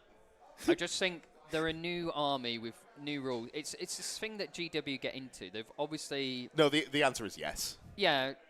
Unfortunately, the answer is yes. It's one of those weird things. It's symptomatic of... If you think of Old World, a lot of the stuff we currently have were designed at the same time. There was a lot of work with minimal people putting work into a lot of stuff at once. Cathay were clearly a project that after... They were like, well, now we've got more time and resources, we'll put it in. And you can clearly see that coming out. And it's just one of those unfortunate things of like, if we get that for everything, you will see everything being brought up to roughly the same line. Generally. There are outliers, there are mistakes sometimes. It's a Games Workshop the people game. that make it are human and fallible. There is always a level of Yeah. imbalance in a Games Workshop game, and that's fine. If you're playing Warhammer, you're accepting there's going to be some level of imbalance. I think the level of imbalance we had prior to prior to Cathay's release was not too bad. Obviously, some armies were too good, but and could have been tuned. But it's the Cathay has really skewed things. So they do need a firm hand to bring them to heel, unfortunately. And at the end of the day, it really depends on who you play with as well. So in your local community, there are ways you can manage that. If you know something is like extremely, shall we say, obnoxious, like 6 Sky Lanterns, 2 of them characters with dragon bombs, don't take it. The problem is you don't even need 6. Like two Sky Lanterns plus 3 cannons is still one of the best lists in the game. The one thing about Cathay is they have some really nice models. Get some Colossus. They look really nice and sweet. I know people say in the competitive scene they're not that good. I don't care. I really like the models. They look brilliant on the table. Steck says, Plebiscite asks, do wonder if the preview was meant to be the new Marauders, did they get leaked? No, they weren't leaked. No, it was GW that leaked them. They just put them out on a Monday. Everyone was shocked. Yeah. I was generally shocked. I was like, what's going on here? Yeah. So, but I didn't think the Horseman needed replacing. Weirdly, as someone who's painted a lot of those models, so Tabletop Tactics, I painted their AOS Chaos Army, which had so many Marauders. And I hate the old Marauders. They are not very good models. No, the ones on foot. Yes. But the Horsemen were like a late release in 8th. So they're actually really good, anatomically correct, really nice sculpted models. So I didn't actually think they needed replacing, weirdly. Yeah. But I don't mind it. The one advantage of these new ones, speaking as a painter, flesh takes a long time to paint. Out of context, that sounds really like Bill from Silence of the Lambs. Yeah. Puts the lotion on its skin. But flesh takes a long time to paint. Yeah. The advantage of these new Marauders, there's not much exposed flesh. There's a lot of furs, etc., which is really good. And for people that don't like painting, want to paint quick, that's also really good as well for you guys. But I also looked at this model and looked, there's quite a lot of interesting detail on it. Not too much, but I like the look and the aesthetic. So it's like, it's made me think, do I want to do a Sea of Chaos army and use those Marauders? Yeah. Yeah, maybe. I mean, they are lovely. They're if you just want to paint them more quickly, they're a great contrast army for sure. Pick out a couple of details. If anyone has a lot of the old Marauders and are complaining about the base size, it's likely they'll make it optional, the increase to 30 mil. And if in doubt, there are people that sell base adapters for very cheap. And yeah. Or if you get in touch with me, I'll just print you some for cheap. Literally, like, I could replace 100 for less than £5. Sure. That's how cheap it is. But yes. Friedal's, that's a good point. Friedal's on 30 mil bases as opposed to 25 mil. I wonder if the Marauders got delayed. Yeah. So that is something that can happen. Well, they're basically the internal philosophy changed, and yes, there were meant to be more kits coming with the Arcane Journals that have not come.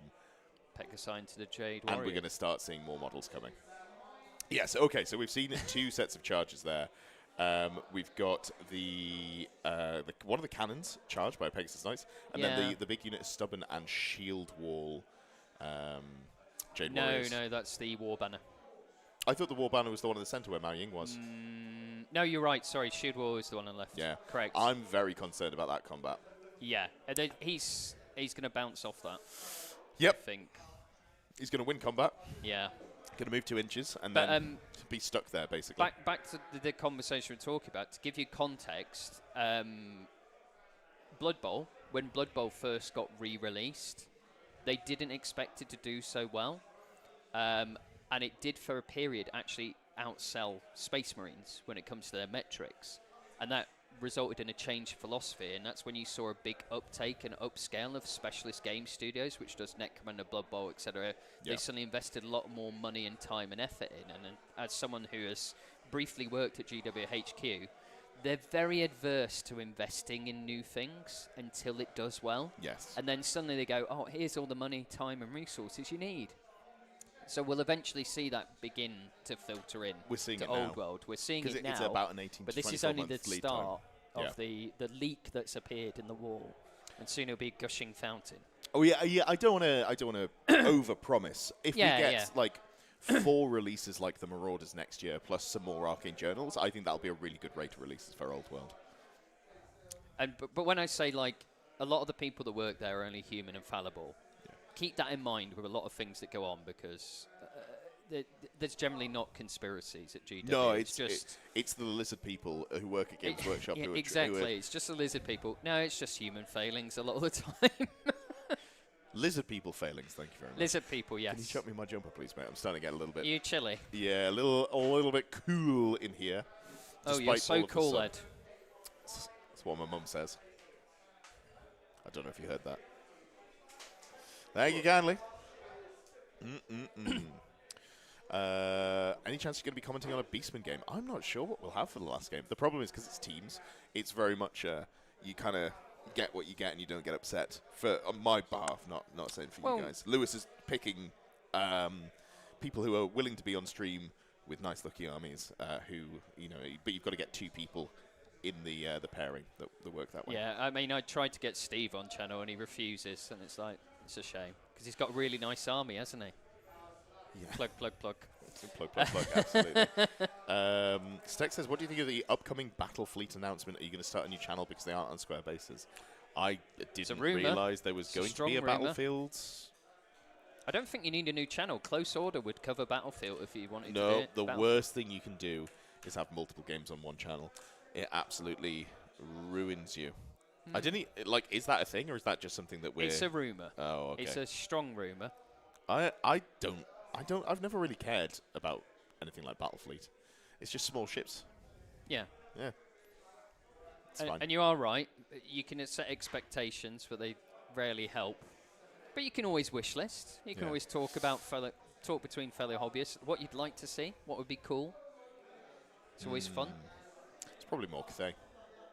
You must savour and enjoy the joyous moments. All right. Getting some mindfulness lessons over here. All right. Where are we up to? So we've got the Pegasus Knights in combat. Yeah, we've not had any dice rolls yet, so we've not moved into actual combat. So I think we're... Swabbler says it's just small ships with multiple exclamation marks. I mean, I'm not wrong. I'm not wrong. It was mentioned in a rumor engine once and has been blown out of proportion, in my opinion. Fair. Some of those ships are pretty big. No, they're not. Have you never seen a Superstar Destroyer? That's big.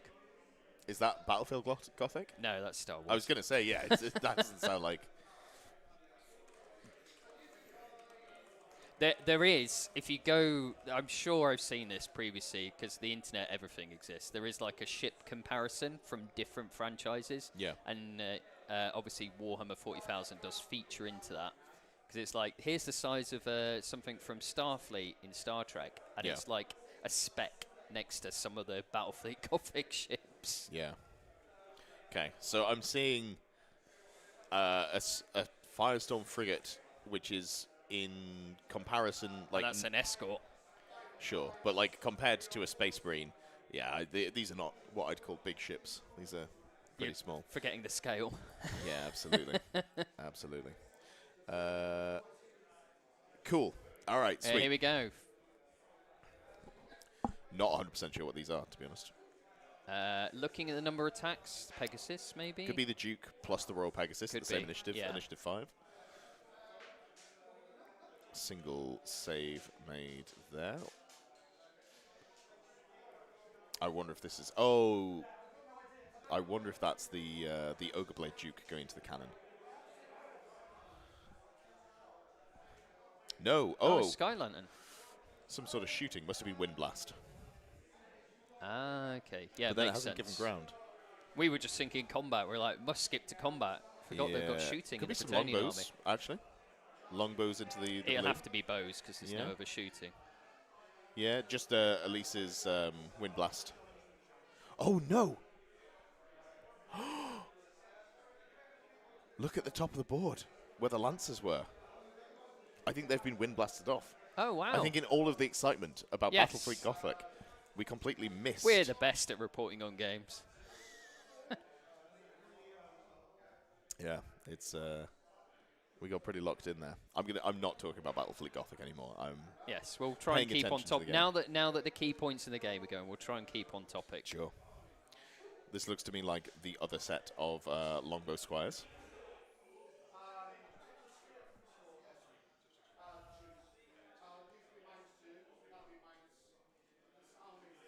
Because we can just about hear the players, so I'm also trying to hear Yeah, what just they're leaning saying. over. Something like that.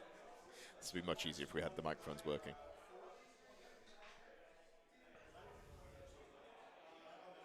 Okay, this might have been into combat here.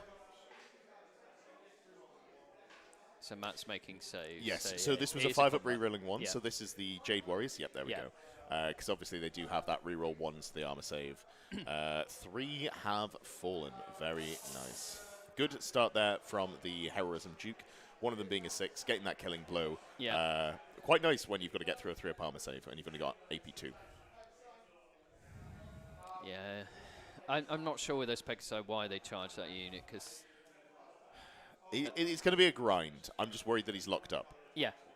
It's only one round of stubborn, though. Stubborn shield wall. So if the Duke rolls well with the killing blow, it could go well. But I'm just very concerned about that 3-up save rerolling 1s in the second round of combat. AP -3. Lancers doing work. Kills another one.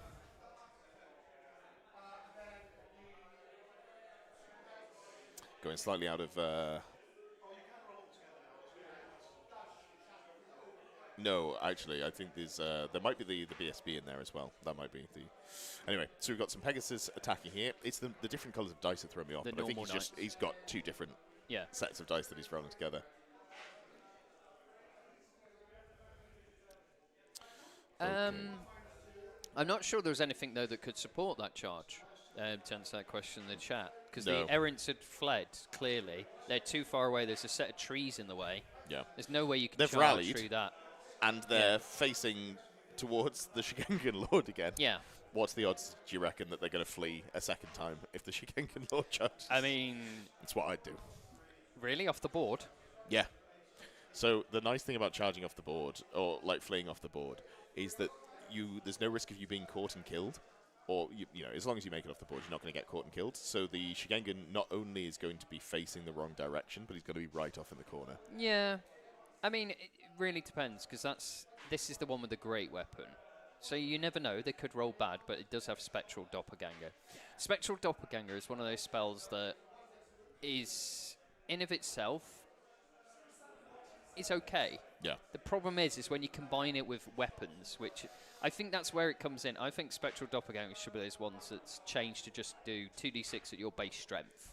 Your basing, not with the magic weapon combined. Well, the problem is it's terrible if you don't have some sort of weapon. You have to have a decent weapon. Yeah, I'd lower the casting, but the problem is it's got a multiply on it. Yeah. Where you put a magic weapon on, and suddenly it becomes more powerful than anything else. It's one of the best spells ever. Because Well, no, let's be reasonable here. You're saying that, but if you look at armies, I don't think there are any armies that use Spectral Doppelganger as part of their actual game plan at the competitive level. So for me, it's more of a bit of a for-fun slot machine. And yes, don't get me wrong, the Shigengan Lords with Spectral Doppelganger and Monkey King's Wisdom are going to hit really hard. With these models and their magic weapons, it's obscene. It's fine, but they're not riding a dragon, so that they haven't got the extra damage there. It's really solid, but you just compare it to some of the other things you can do in the game, and also the failure states where you just don't cast the spell. If your opponent's got magic resist, it can go poorly. It sucks being hit by the Monkey King's Wisdom with Spectral Doppelganger, but it's just not. I think it's one of those spells, and the problem is because other things can add on top. It does need looking at. I would maybe even look at just making it 2d6 attacks as opposed to hits as a balanced suggestion. I don't think it's unbalanced. I just think it's rarely something that you're bothered about putting in. We'll have to disagree on that point, because this army very much shows. Because those Errant's Knights would not be as scared if he didn't know that they've got... But any 400-point Lord on a ridden monster should kill 150 points Knights Errant. But you factor in, again, it will be on people's minds, because it would on mine. If you told me you had a Strength 10 -4 AP weapon with D3 wounds and Spectral Doppelganger, I'd be like, I don't want to charge that in any capacity. unless I had something very tanky. Yeah.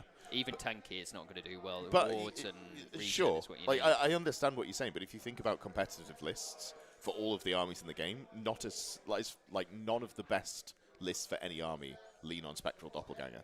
So to me, that says it can't be a problem. I think it very much depends. And again, that's why I'm saying it's one of those ones where in some instances it's good, but in some instances it's bad. Like Steck is saying, it's either bad or really janky. And I think the issue is it can be made janky, which is why I think it needs looking at. And that may be just putting like clarifications on it, like maybe it can't be combined with magic weapons because it's already a magic thing itself. And then to wargaming, there are some wizards that are effective in combat.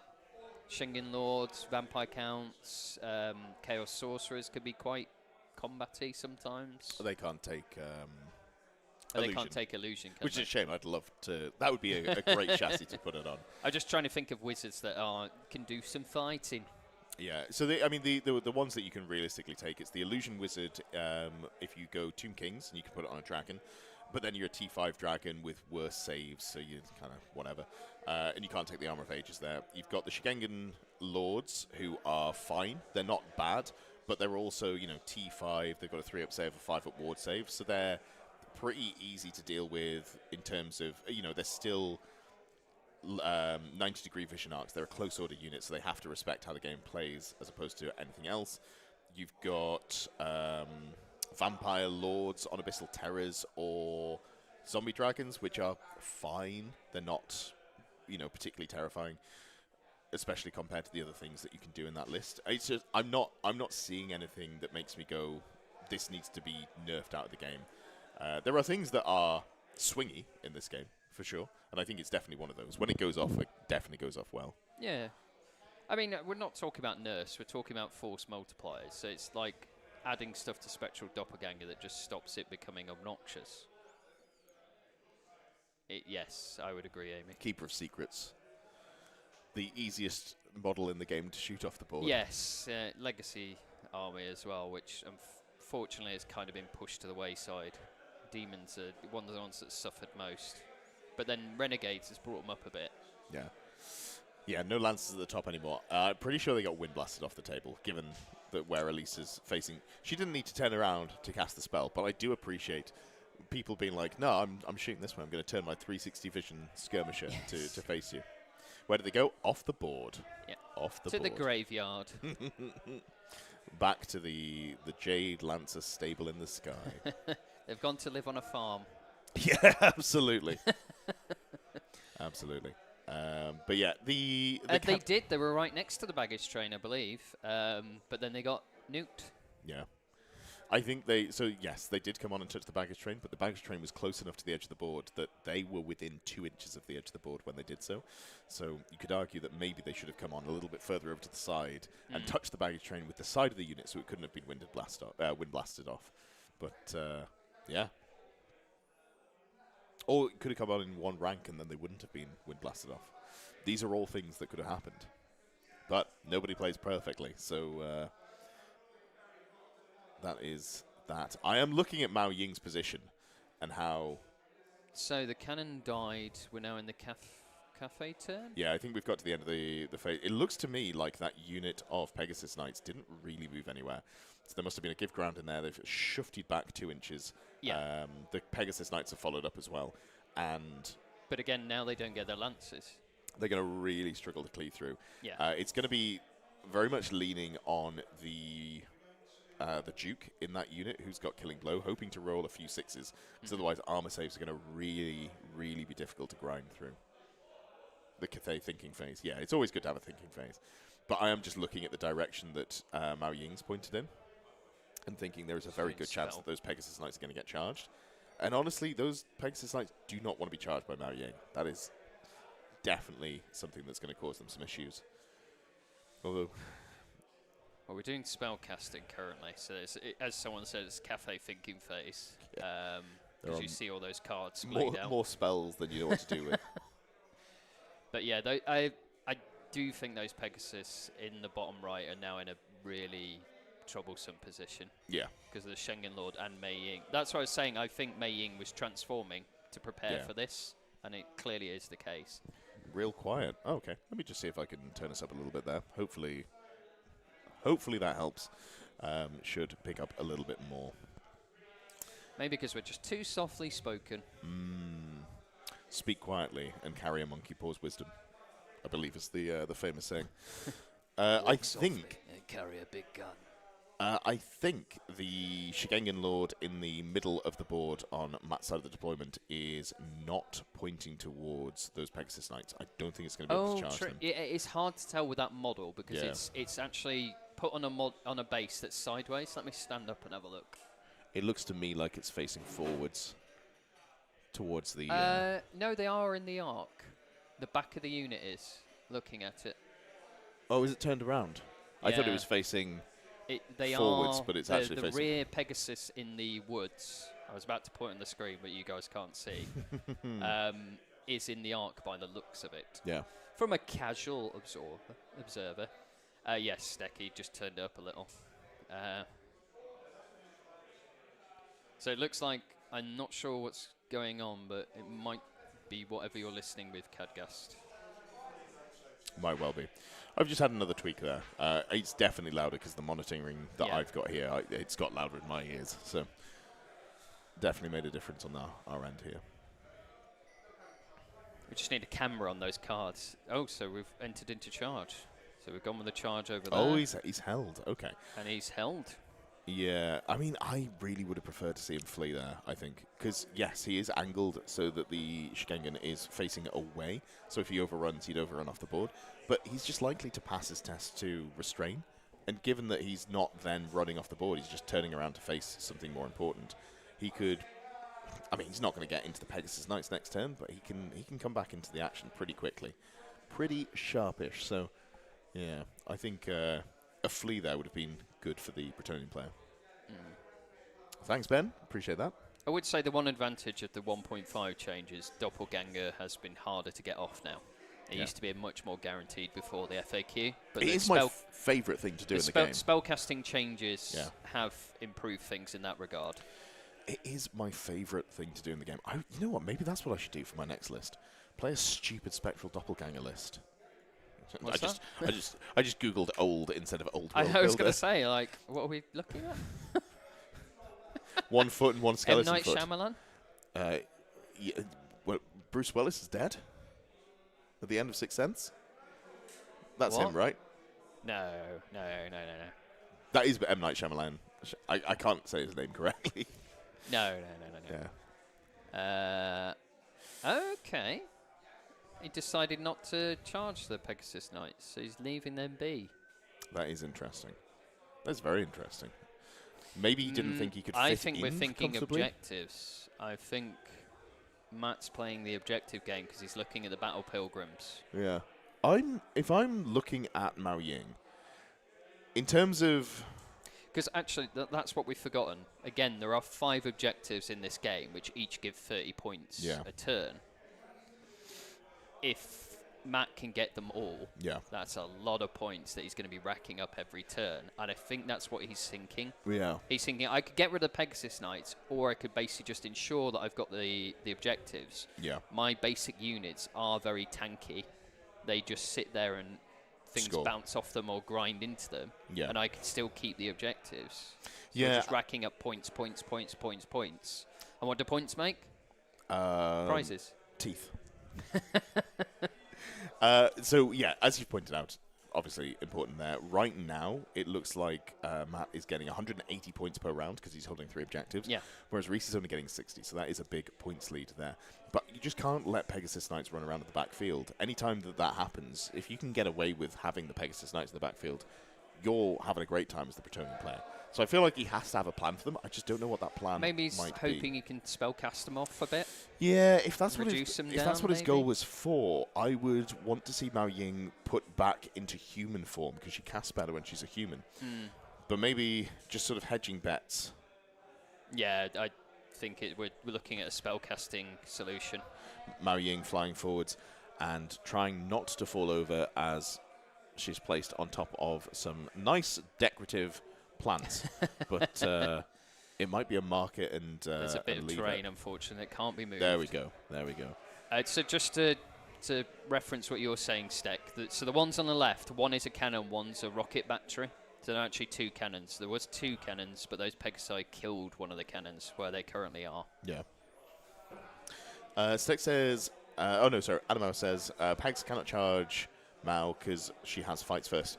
It is a riskier one to go for. You could probably honestly, you could probably charge in with the Baron, with the hatred and the extra attacks, and you're unlikely to die in one round of combat to Mao Ying because you've got 4 wounds with a decent save. You'd have a 5-up save, a 5-up ward, so she'd need to do, on average, about 9 wounds to you before saves, and obviously she doesn't have that many attacks. And then even with the stomps, you're pretty unlikely to take that much punishment. But, it is a little bit riskier. I would just, I mean, at this point... Matt doesn't want to move the brick away because there is an objective there. Yeah. Just FYI. So he wants to keep them near currently where they're kind of sitting.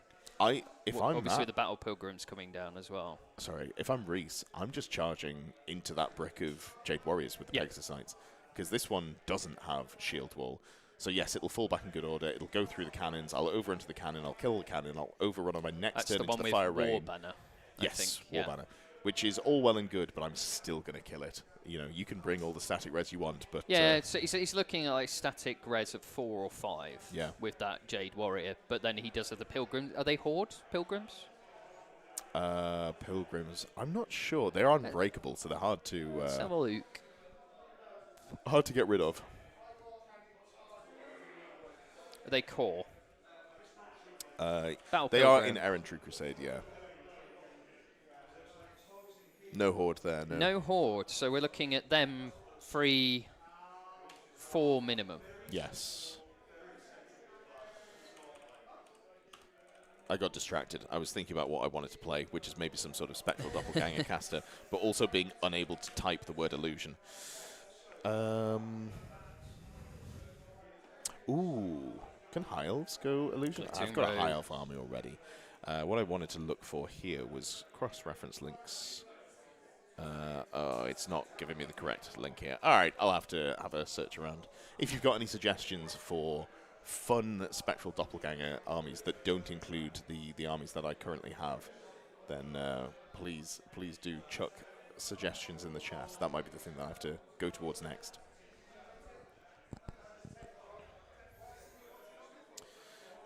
What are we looking at? So cannons, here? I think, is what we're looking at here. Yeah. The first cannon. Obviously, the only cannon. He's on a hill, so you're only really ever going to kill a single Pegasus Knight with a cannon. But, I mean, killing a Pegasus Knight is not bad. Goes 2 inches. Ooh, that means it's going to hit the hill and immediately stop. Unless they're not doing that. Oh, yes, no, they are doing that. He's rolling for the distance to turn off Swift Stride and the -1 to move. Which does make it harder for Pegasus Knights to get in. Well, it shouldn't bounce because it's on the hill. It might not be a hill then. Yeah, maybe not. I think that might it be is. trees. I'm not going to interrupt. I don't want to... I think the one on the right might be a hill. I think the one at the bottom is woods. You know what? That's a good shout. They look similar. It's because they've removed the trees off it. That's a very good shout. That's why. So it mirrors the one on the top where the Bretonnian spellcaster is, which, for note, I think that's why Mei Ying's moved down, so that she's out of range of the Dispel of that obnoxious +3 double fail, which allows her to probably blast the Pegasus off. Yeah. Yeah. Yeah, that could do it. That could do it. Maybe you won't kill the unit. Maybe there'll only be 1 or 2 maybe left after, and that's more manageable, less of an issue. Yeah, it's really just the characters that do the heavy lifting for the Pegasus Knights. Tomb Kings. I don't think Tomb Kings are fun for Spectral Doppelganger. That's not what I'm looking for. Any army with a fighty wizard, great weapon, a wizard hat, and lore familiar. That's no. I'm not trying to cast it by rolling like. Again, it's like the Ruby Ring before the FAQ. It was just mass produced, lore familiar, mass produced. Yeah. I like the concept of teams where you've got to share magic items between your team. That's quite cool. Yeah, the core magic items. Obviously, it does massively boost the effectiveness of dwarves. Demons as well, technically, I guess, but I'm still probably not taking demons. Empire with Hammer of Righteousness, of course. I did play that once. That was fun. It's a shame that Renegade Crowns can't take monstrous mounts.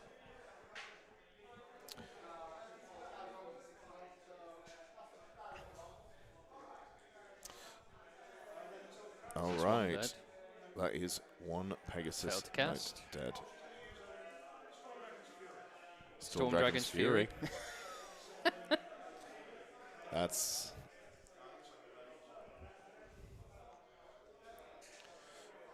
I think he's just double checking the casting value of Storm Dragon's Fury. Does it go off? Looks like a no. The Pegasus Knights may live to charge another day. Yeah. Okay. With the Swift Not as good at the spell casting then, is there?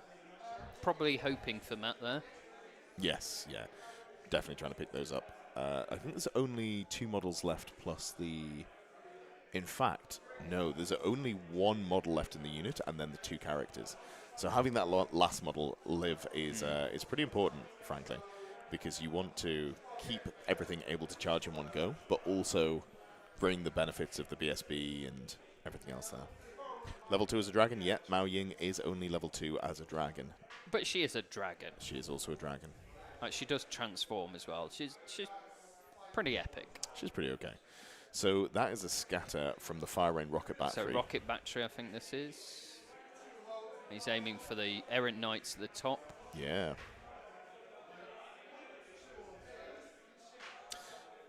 Lewis does just clarify. Hills are out on the flanks, the jungle trees are Yeah, more so central. it is a wood. That makes sense.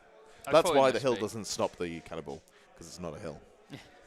Because it doesn't exist. It's all in our minds. Yeah. The hill is in your mind. Unless you're willing to do doppel slan, I think you've done There's all a the few doppel knights stuff. picked up with the rockets. It's not a bad little artillery piece. I do like it. The problem is like, okay, future turns are becoming more difficult for Reese here, is all I'll say. Absolutely. Things are dying, and we've not even entered into more hefty turn yet. Yeah. So he's losing his options, losing what he can do, while the Cathay pretty much got most of the tools to work with still. So I think this is, I'm going to predict it now, I think this is a win for Cathay, and going to be a very strong win. It is looking that way, isn't it? We're only quite early in the game. I believe this is the bottom of 3. Yeah. But it's already the Bretonian players starting to run low on units. Because I don't suspect those errants in the top left are going to survive this combat round. Yeah. Not with that magic weapon. They really shouldn't. Potential spectral doppelganger. Though, actually, thinking about it, doppelganger is a risk because of what they just pointed at there. I keep forgetting her name, Elise, whoever it is. Eliza. That's, Liza. that's Hamilton. Oh, Eliza. I see.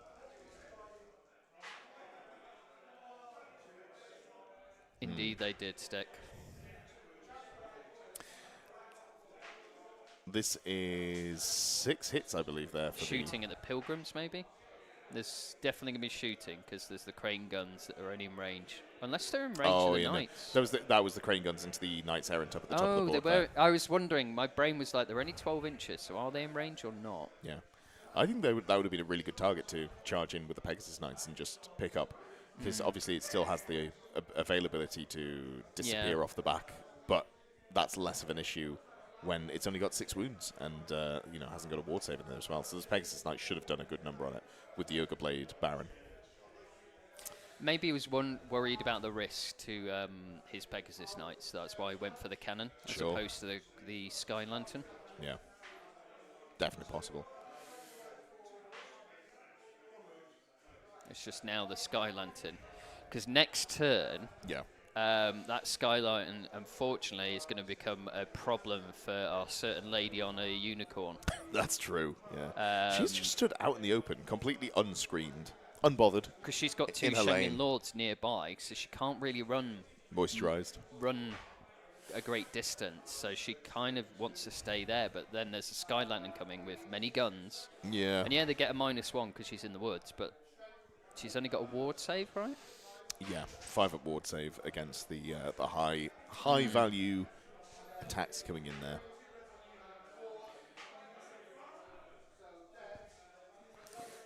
Here we go. This is the combat. Yeah, that was. Oh, so it was a challenge. Yeah, it makes sense. Did we get the overkill? This is the Spectral Doppelganger. Goes off on a 10. In range of Elise to dispel, though. Let's see how this one goes. Meets but don't beat. Close but no cigar. 17. I'm not sure how you got a 17, but okay. Morning, Mark. Yeah, the terrain is lovely. Although those plants are causing a little bit of issue for the players as they try to balance their models on top of them. Oh, I looked away for a second and I saw the Spectral Doppelganging. Yeah. Ooh, it's 8 wounds. I think that unit... Well, I guess it's in the challenge, but I think he's won on overkill pretty handily. And given how close they are to the edge of the board, they're going to give ground off the edge. That is unfortunate.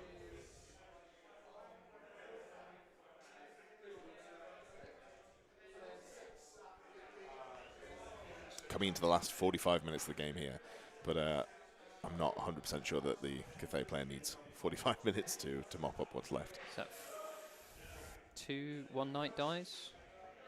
So this is still in the challenge. Overkill, sorry, yeah. Yeah.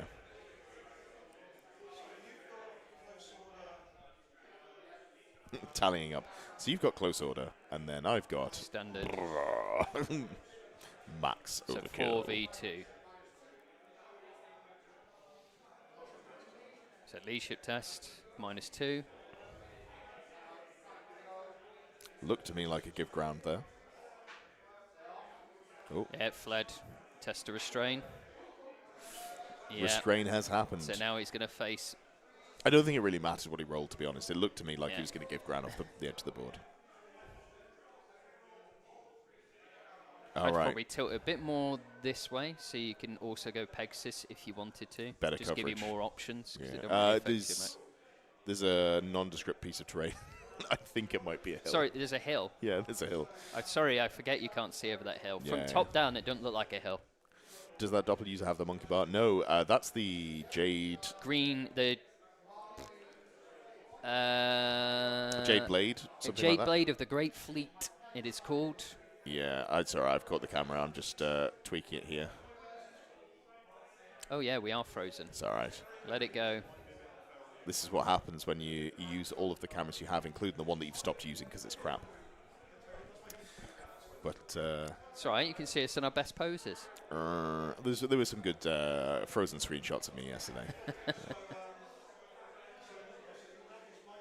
So it'll be likely the fight on the left between the Pegasus Knights that charged last turn against the Jade Warriors. Now, this is not going to go so well for the Pegasus because they don't have the lances this turn.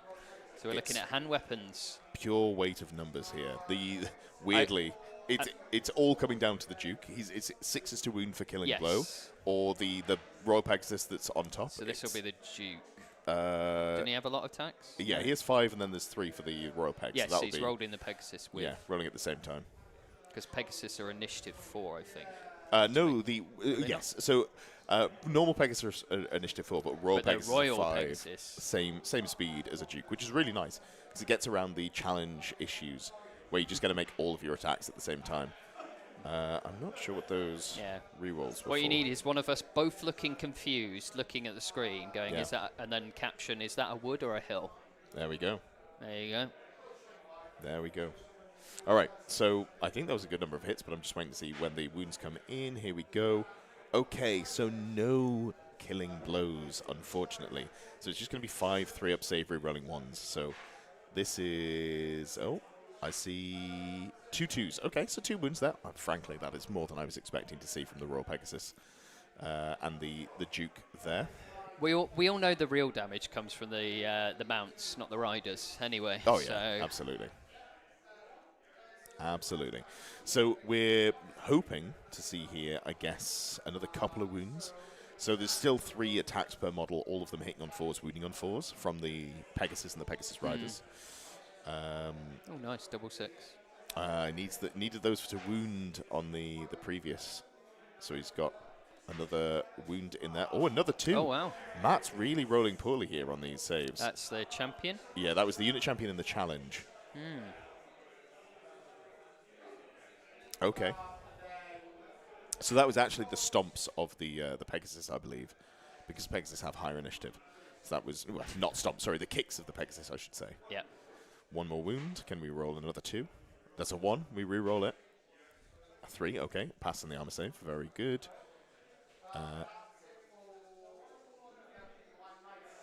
So that's all the knights done, by the sounds of it. Yeah, just a couple of stomps left for the Royal Pegasus, obviously come after everything else. So 3 wounds there. In terms of the static combat res, I think there's basically just 1 for the Pegasus Actually Knights. killed one more than I expected, more than last turn, which is, we weren't expecting as much, but again, it's still going to be a grind. Yes, it really is. Pegasus Knights do not love being in second round of combat. There's a lot of attacks coming back at them. And to have a lot of points, a lot of your models that are supposed to be doing a lot of the work for your army to be bogged down in this tar pit, essentially, is not good. Enemy says no outnumber anymore. Just wait until one of the Pegasus is killed.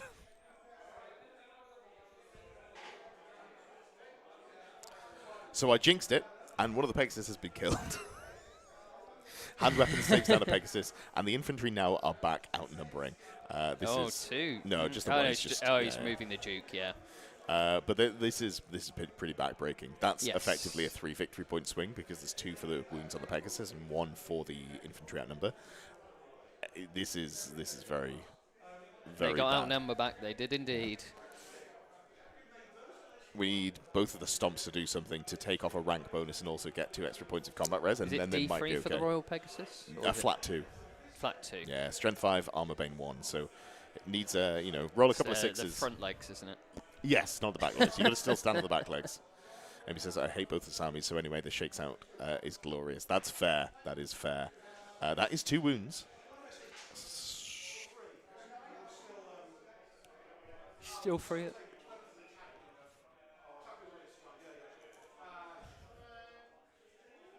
I'm not 100% sure what that dice roll was for. They just had a conversation afterwards, but I didn't quite follow what it was. Oh, not good. Well, this is what happens. Sometimes dice betray you.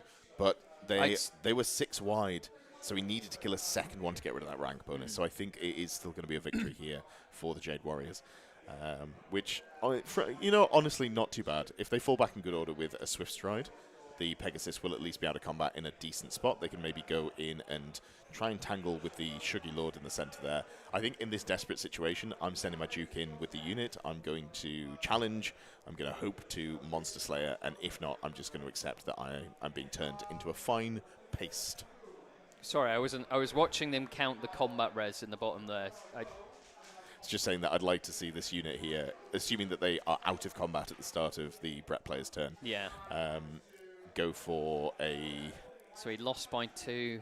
I think this is a give ground, which is a bad Cathay. result. This is the Brett player who rolled the dice there. So is that a give ground or is that a full back in good order?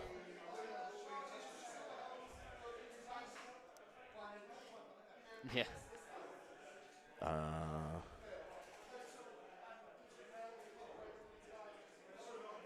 So Yeah, a give ground. Oof. Because I think he won just Oh, are they narrowly. separate units? Yeah. Huh, interesting. Yeah. I'm not 100% sure how that has all resolved. And it's Bretonian turn next, isn't it? Yes, so now that's actually not bad. So those 2 Pegasus Knights can just stay in combat with the Jade Warriors for the rest of the game and slowly lose. But the Duke can go and try and hunt down the Shigangan Lord there. I'm going to, at this point of the game, if I'm the Bretonian player, I'm taking that gamble every day of the week. I'm going to just tell you that I'm going to roll a 6 to wound, and I'm going to manifest it. And I'm going to, I'm going to start getting points, because if I don't, this game is cooked. You're going to miracle dice it. 100%. It's I like calling it the Vegas play or the casino play. When you know that you're losing and you find a play with a small chance of success, but if it goes well, you win. Big fan of that. I think that's something people need to do more on the tabletop, especially in singles. This is teams, so maybe you just play a little bit more safe. But I'm still I've got a Killing Blow character or a Monster Slaying character. I think I'm sending it in for the Shigengans. Yes, yeah, you would. You want to get those. Those abilities, the chance to knock something so powerful out with just 1 dice roll, you can't pass up. Not in this game, and I think you need to now take those risks of your Reese if you want to start scratching some of the points back to sort of narrow that margin between a greater win and a minor win. Yeah. Essentially. Yeah, absolutely. Let's have a quick look, in fact. Let's see how we're looking on the scores. We'll have a quick refresh, see if anyone has submitted, or we would do if it was going to. If you did it on the right screen. If I did it on the right screen, yeah, absolutely. Hit that F5. Okay, so this round, there are no scores submitted, so still all of the marbles left to play for. Has anyone submitted at all? We've got our first. Steve again. Steve. With triple dragon list. Still winning. 13-7, his lowest victory of the weekend. It is a so low far. victory, actually. Congratulations to Andrew, who's brought him to a 13-7 as opposed to a 20-0. But that's the only one that has been submitted so far. But weirdly, Steve has been running around with a funny tactic for some, which is he just moves his army out. He just goes very aggressive, which some people weirdly can't counteract because they don't expect it. Yeah, it's a big risk, but big reward tactic, sure. And it has been paying off for him. I must say, this weekend he's on 4. Well, technically one's a bye, but every game he's played, he's won so far. So sure. I think we're seeing some charging into Mao Ying. In May, yeah, you have to. Otherwise, you're just running away and just going to get picked off more. You have to. Again, like, you need to do a lot of damage here. So what I'm looking to see is the Ogre Blade character going in, challenging, hopefully not taking too much damage, and then doing enough damage back with the Ogre Blade that you win combat massively, try and run down Mao Ying. I don't think that character wants to be in 2 rounds of combat. You've only got a 3-up save. Your T5 with a 3-up save and a 5-up ward. So you're going to be taking a lot of damage from the dragon, especially with the stumps. So you need to kind of crack her in 1 round of combat here. The question for me is the one in the centre. Obviously, the Royal Duke is going to be the one to focus on. Yeah. Has that Schengen... Did they get Glittering Robe off? That's a good question. I'm not seeing any cards next to them, so I don't think they did. Because I think the Duke is higher weapon skill, so be hitting on 3s. Yeah. If my memory serves me correct. So it'll be up to 4s if they've got the Doppelganger. And then they need to roll a 6 one of the wounds, because otherwise the return attacks from that Schengen Lord with the monkey staff. On the upside, Elise is stood next there. Yes, so no Doppel. I don't think you'll get Doppelganger off. You're less likely to, for sure. She's a good hard counter. So yeah, he's realised the Pegasus are not going to do anything. Matt electing not to follow up last turn. It's very interesting. Just leaving those 2 Pegasus Knights to come around the side and be able to threaten to get into the artillery on the next turn. That is, I'm curious. I would have just follow up. Yeah, you're always going to win that combat. You know, what else are those Jade Warriors really there for, other than tying up bits and pieces like that? I guess he was maybe worried because there's only 11 models in the unit, that if he took any more wounds, then he'd stop scoring the objectives on the flank there. But I still think my brain just realised it's the gatekeeper in the centre, isn't it? I was noticing something funny on the unit. Oh, yeah. The battle standard is there. But my brain was also... There's not much magic down on the bottom left, so it's actually safer for the Pegasus Knights down there. Yeah. Because they now can't be blasted as much. But yeah, it was weird that the Jade Warriors didn't follow up, because in that prolonged combat, the Pegasus Knights were just going to die. But it doesn't even matter if they do. Like, I'm happy. Even if I stop scoring objective points there, I think I'm happy just to tie those 2 Pegasus Knights up because of where they're stood. But exactly. But the thing is, for Matt, they remain there, they remain in combat, they're doing what they need, they've got the objective. Yeah. Bish, bash, bosh. If they hold up the Pegasus, added bonus.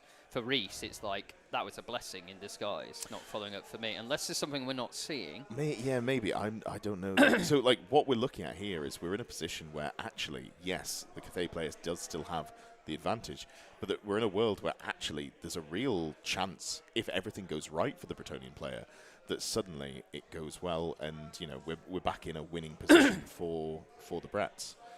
So if they run down Mao Ying, because I don't believe she comes back. I believe that her... So when Mao Ying dies, for those of you who don't know... She turns into a human. She comes back as a human with like D3 wounds remaining. But I think that's only if she takes damage. I think if she gets run down, she doesn't. She does not know. I think she gets run down, you just take it off. Yeah. So that would be huge. That's the only way that you can really kill her in this situation here, because the Ogre Blade is very unlikely to be able to get through all of the wounds that she has, and it won't survive 2 full rounds of combat with her, especially with her strikes first. The Killing Blow character can definitely get the edge here into the Schengen General. So there's just a lot of stuff that could go very well, and it could turn what is looking like quite a strong Cathay victory into possibly a small Bretonian win. Yeah, that's what I thought. Elise is coming out to Magic the Sky Lantern. Just measuring. Yeah. I mean, Wind Blast won't do much, I but you've got would to do start so. chipping I'd away avoid with that it. Schengen Lord on the left. That's just... You might take a few wounds off, but then in their turn, they're just going to kill her. So you want to move closer that direction and maybe wipe out the Sky Lantern. I wonder if she's going to flee away from the Shigangan Lord. It does have to move through the wood, so given that it's landing in the wood, it's a harder charge, but I'm eyeballing that. That doesn't look like a particularly difficult charge for the Shigangan at the moment with Swift Stride. I think if I'm in Reese's position, you're now looking to claw points back. So you're doing the right thing. You're going for the high point stuff. Yeah. Because the Duke could potentially kill that Schengen. If Elise kills a Sky Lantern, Yeah. the Duke could now, if they've killed that Schengen, can now turn around and hunt the other Schengen. Yeah. And you're looking at racking up a lot of points to sort of narrow that margin of defeat, even maybe bring it to a draw level. Yeah. I'm not sure they will, because there's a lot of secondary objectives. We've not been monitoring it ourselves. Sure. But there's a lot of points that have been racking up for Cathay, the Yeah. way that Matt's been playing. So I think Reese is doing the smart thing. Avoid the big blocks. Ignore the objectives now. You're not going to get them back. There's Yep. no way to shift them. You go for the high point stuff and sort of try and narrow that margin for you. Yeah. Yeah, absolutely. Yeah, just going to have to wait to see how the dice roll out, because there's some very, very exciting Just roll a combats bunch of coming here. sixes, correct, on Phoenix. That's it. That's how you win a game. That's your strategy. Just roll sixes.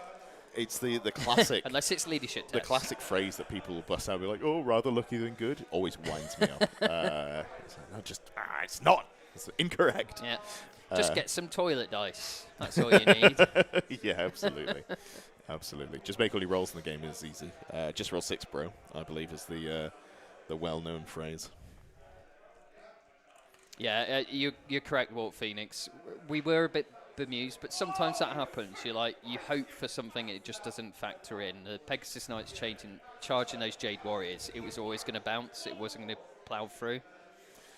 I think. Oh yes, there we go. Killing blow. We missed it. He rolled the killing blow, and he didn't get the ward save. That is devastating. It's and that's what you wanted. all coming up Millhouse, you know. Bretonian players looking in a much better spot now, because that was the really swingy one. So that was 344 points picked up there. It's not too And shabby that's at worth all. it. Considering it's not been going well for Reese. Yeah. That's a hefty chunk. Yeah, absolutely. So now, where that Duke is positioned, I'll have another tea, please, mate. Thank you, buddy. Yeah, so where it's positioned, I'm seeing a potential charge into Mao Ying, depending on where Mao Ying ends up. And this is a character that can go toe-to-toe with Mao Ying for a more extended period of time. So that is setting up some success there, or potentially even just going into the... there's not really another good choice. I guess you could go into the balloon, but putting a Killing Blow Monster Slayer character into a balloon, it feels pretty rough, given that it's immune to both of those. I've just realised that means we skipped the magic. Well, we've moved past shooting, so don't think Elise... She may have done some damage to the Sky Lantern, or maybe I'm not failed seeing the any cast. wounds marked on it, Yeah. but it's hard to chip away with a It Wind was Blast there. again. It's one of those things of like, I hope I can do this, or maybe I'll just Sure. chip off for next turn. But doing the right things, you're going for the high points cost things. Yeah, absolutely. Because essentially the units, those infantry units, just for context, are more than 150 points less than those Schengen Lords. Oh yeah. So and they're not so much actually- harder to remove yeah. as well. So it's just not effective. It's not a good use of your units to try and take him down at this stage. Yeah.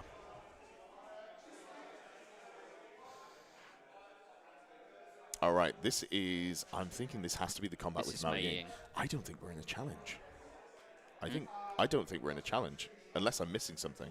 Oh, that could have been the Knightly Temper attacks and the Royal Pegasus at the same time, actually. Let's see what we got here. Not looking like a great set of rolls. Yeah.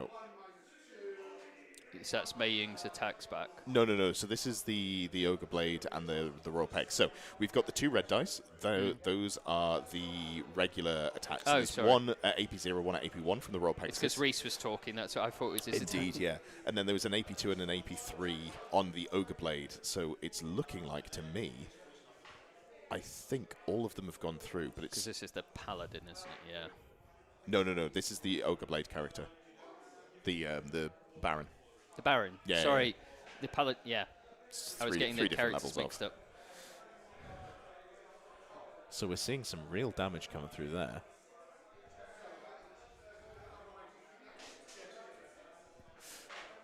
And we've got Some 4 wounds. 4 wounds remaining. All right. Oh no, I think took 4 wounds there because she starts on 7. Unfortunately, there's a lot of noise, and obviously we can hear each other. We're trying to hear What? them just outside. So it's like he either said she's on 4 or she's lost 4. Yeah.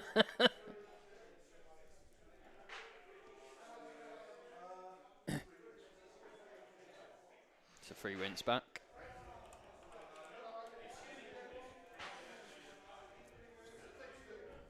Takes 2. That is half the wounds in the Baron. So when the stomps come in, this could be. What's the number? I can't see. Matt, how many wounds has Mao Ying got left? 3. Oh, So I was right. spicy. Yes. 3 wounds remaining for Mao yeah. Ying.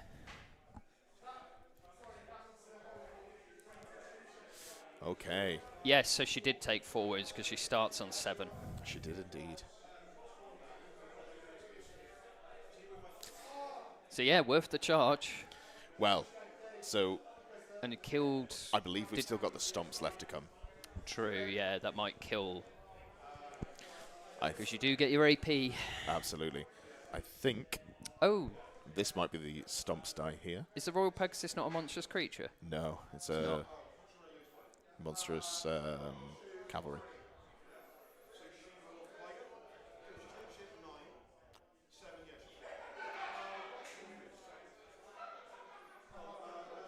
No, it's monstrous cavalry, isn't it? Yeah. I think those were saves. She's not nearly as tanky as people assume. Yes, but so's the Baron. Is the thing. So it's very much you have to deal with her in one go. Okay, so she's lost combat. She's falling back in good order, which is a little bit of an issue because looks like Reese is chasing. That's a pretty hefty chase there. He's coming around. Well, neither of them get Swift Stride, do they? Because they're in the trees. Trees don't turn on Swift Right, Stride. yeah, no, sorry, I'm thinking charges. My brain. The cannonball would be what turns off the Swift Stride, but I don't think they were under the effect of it here. Oh. I do think they should give like base extenders for Pegasus Knights, so you can actually rank them up properly. Yes, I just have. Or even have tucked in wings. I have metal rods that Yeah. are 2 heights. Really, I need 3 heights. I think I've learned playing Bretonians, you need 3 heights to be able to stack them up. Well, it's Or- one unit that could do with like a redesign just on the wings, so Yeah. they're not all out. Yeah, well, you can do what Jack Allen does, which is just not put the wings on them. He's like, yeah, these are Black Pegasus, and Black Pegasus don't need wings to fly. I was like, you know what? I can't argue with you because your army ranks up much easier than mine. You've made a good choice there. Yes, indeed. I was just having a look to what time does the next round start? Obviously, we've got lunch coming up after this round. Here we go. Round 5, 1 to 4. Yeah, so we'll put the stream live at 1:15 because there is the team aspect of it. Got to get the pairings done, so I'll just get that one up there. Fantastic stuff. She doesn't have a rider up to protect her. 4 up armor save and a 5 reward is all she has. Yes, yeah, absolutely. Part of her her protective package is that when she dies, she doesn't actually die. That's what makes her quite hard to deal with.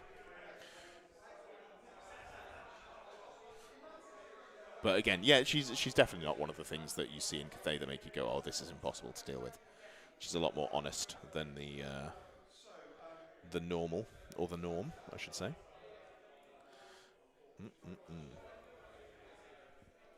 Yeah, Now she's 4 up, 5 up, isn't it? She's got, so against knights with armor bane, it's not so good.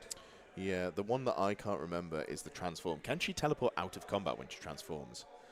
Can she teleport from combat? Well, that's what I can't remember. The transformation of the dragon. Let me bring it up. Here we go. So Death of a dragon. Yeah, so she can be run down, because it's when she loses a wound, which she doesn't if she's run down. That's it. But I don't... Transformation. Within 6 of the model, not within 1 of friendly models, not within... Yeah, no limitations. You can transform out of combat. So hard to deal with. So hard to deal with. Hi, But Steve. she can't charge. Obviously, don't think can march either. But it doesn't matter, she flies. Scott says, good luck, Reese, from the NLS team. Indeed. Got to cheer on the home team. And then she also recovers D3 wounds just by transforming. Yes. Yeah, she does.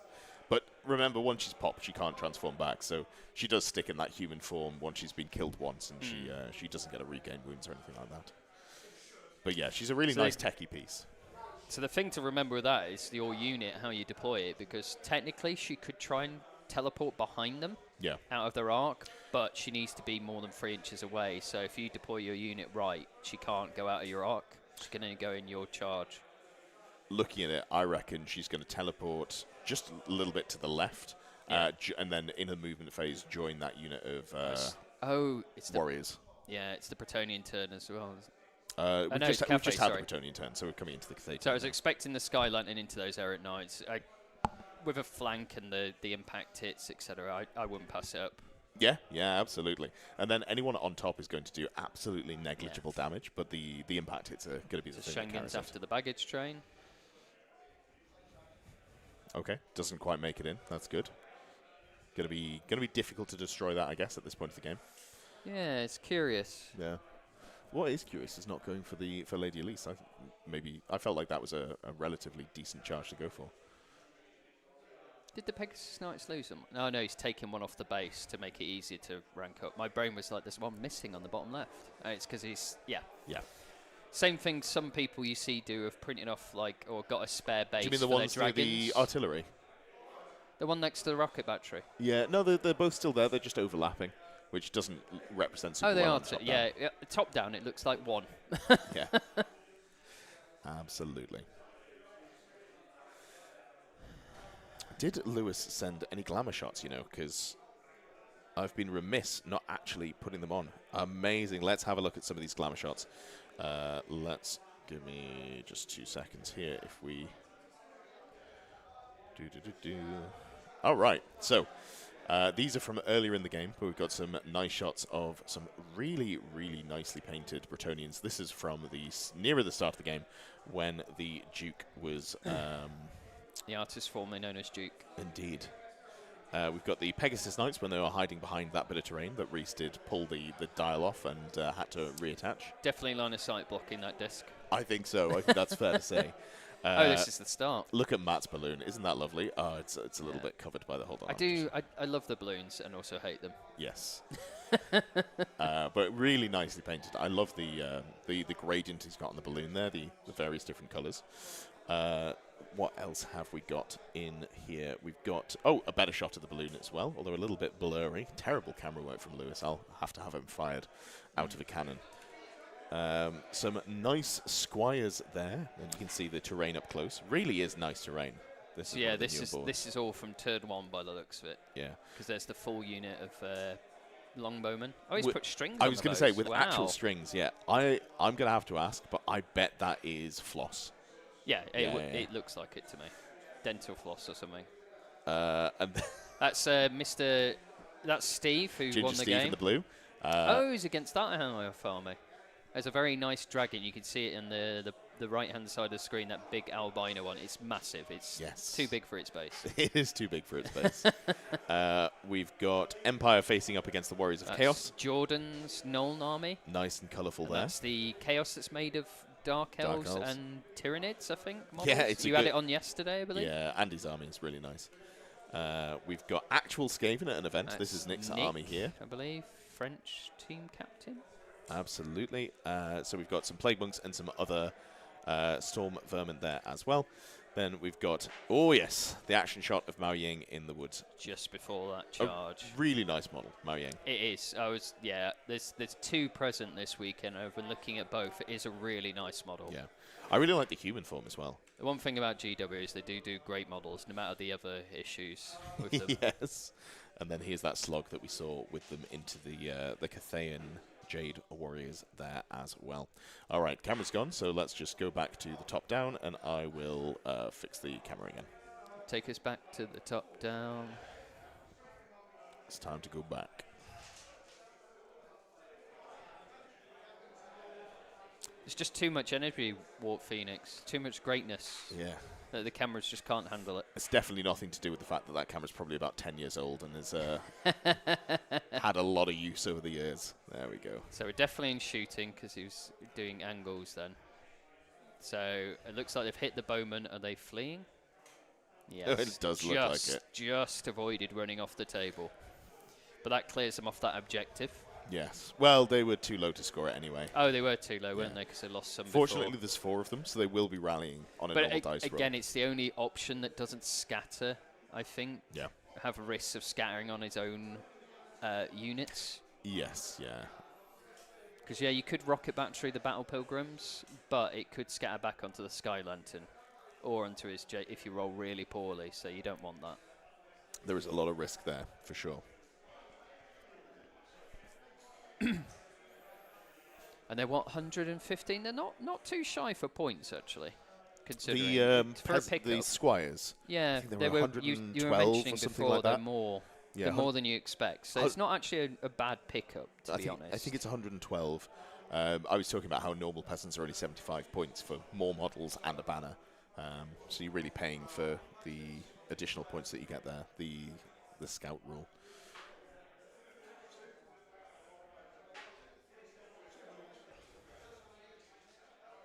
Okay, so that, to me, seems like a cannon. Oh, maybe not. Said it was strength 5.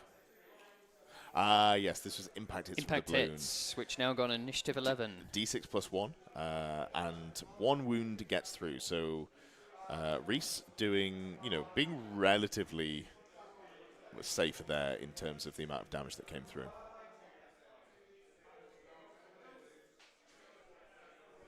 Yeah, because it's D3 plus 1. Did the cannon while I was showing armies. I'm glad people are paying attention while we're glazing the photos there.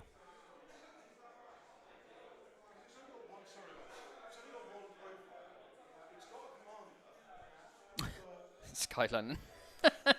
Lots Matt's of attacks just explaining to Reese the number of absurdity of the attacks. stat block.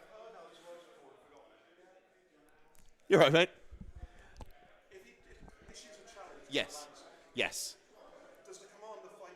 The whole thing fights. It's like a dragon being in combat, so you get all of the attacks. No, but it still has a unit champion on it, which is... That's correct, yeah. Yes, yeah. Just some clarification on how a chariot in a challenge works, which is not, the most intuitive thing. The Errantry died by being hit by a blimp. How embarrassing. I mean, It's got have you blades seen the underneath, hasn't Hindenburg? it? That's what it is. It's got those little flails underneath. Oh, it does actually. Yeah, that's the a good models point. are designed with... That's what the impact hits are. Not the wicker basket flying into them. That makes it's sense. the flails on chains underneath that basically drag across them. Yeah. But, yeah, the absurdity of a challenge, that's what they were asking, because there's a champion and 4 gunners. Yeah. But in a challenge with the champion... Oh, it dies twice the over. gunners and the the gunners get involved as well, apparently. Yes. All right, only 2 dead there, but I think, that's, 3 combat rares. There's going to be a standard left in there. You weren't going to kill much, but it was the... With the impact hits, definitely could have done a number of them. And you've now got... It's got close order, isn't it? It's unit strength 5. But he does get the flank, 2 kills. Yeah, so he's won by 2 there. So there'll be a banner on the knights.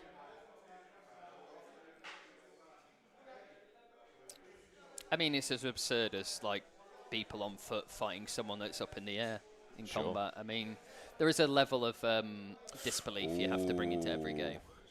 Okay, so they do run, but I'm wondering, it looks like they might hit Lady Elise there with the overrun, depending on how far Matt does chase. 15 minutes left, apparently. No new battle rounds. Did Cathay go first? Yes, Cathay went Yes, first. so we we've will got get a one more Bretonian turn, because I doubt Oh, they'll be no. very slow. Yeah. He did go Hitting into her. Elise. But Hitting doesn't she Elise. conform to... She should do, yeah. Yeah. My brain was like, why is Yeah. that? Huh. I don't think it matters It at this doesn't, stage, yeah. actually. With the 15 minutes left, you're just going to get a Bretonian turn. Yes. Yeah. It doesn't make a difference, And there's yeah. not much the Bretonians can do now. Just makes it slightly harder for the 'Cause Shigangan Lords to I'm fit looking in. at the Duke in the Oh, centre. no, it can't There's charge. nothing really in his arc of... that he No, can there's really not, charge. is there? You could go into the flank of the unit of Jade Warriors on the left-hand side that's holding the objective. Bottom Pegasus Knights, you charge one of the artillery to just pick up some points Yeah. there, would be my thinking, and then that's pretty much, we hope Eliza's going to survive this.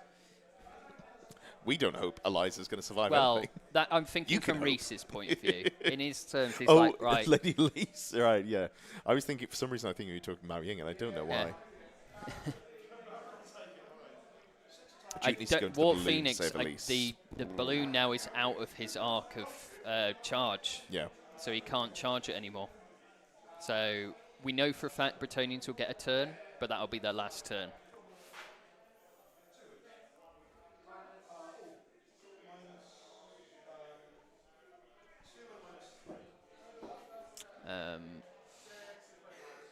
He does have 360, yeah, on the Duke.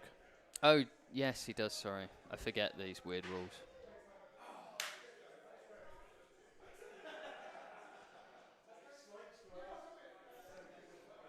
A dice roll has happened and a clap has been made. Ah, that was ward saves. Failed to kill her. Unfortunately, the Baron, as I mentioned, doesn't want to be in a second round of combat with Mao Ying. Does die before he gets to swing. Oof. That is rough. Oh, against Mei Ying, yeah. So that means gonna just lose the combat. Lose the combat heavily, in fact.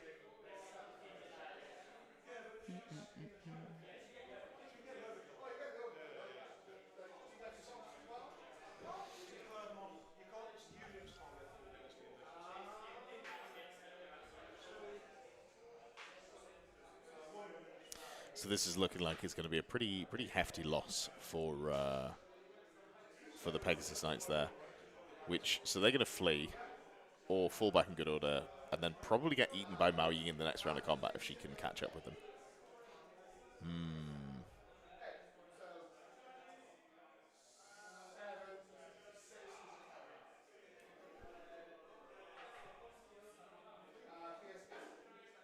Oh, re-rolling with the BSP, not a good result for the first one. Even worse. Oh dear. This is a little bit punishing here.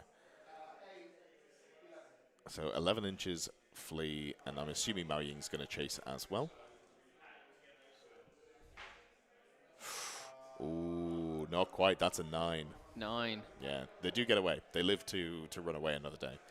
But yes, no, this is very much just trying to scrape as many points in the last turn for the return player. It was going pretty well, but a couple of things have gone wrong in the last turn there. Yeah, because there's no way now he's going to pick up... You wanted to pop Mei Ying that turn, so that then she was transformed, and then hoped in the Bretonian turn, then you could charge her. I think realistically, the only way we're going to do it is making a break and flee and then running it down. That's the only way that was going to ever go in your favor. But now it's about points, so I wouldn't charge Mei Ying in the Bretonian turn. No, God, no. It's too much of a risk. You've got nothing left that all will you'll do kill is her. pop her at the risk of maybe losing models, but you could roll poor and then lose models in response. You also won't kill her. There's one Pegasus Knight and then a Paladin with a lance. Like, there's no output. But that's what I mean. It's a risk, but you might also lose models, and then you'll drop below the 25% threshold and give more points away, potentially. So it's just not worth it. There's unfortunately nothing really that unit can charge because they can't see past Mao Ying. Yeah. So they're just gotta fly away and live another day, I think. I think it's just a cannon and the Duke, really. Yeah. Yeah, I am curious to see where Reese puts the Duke here.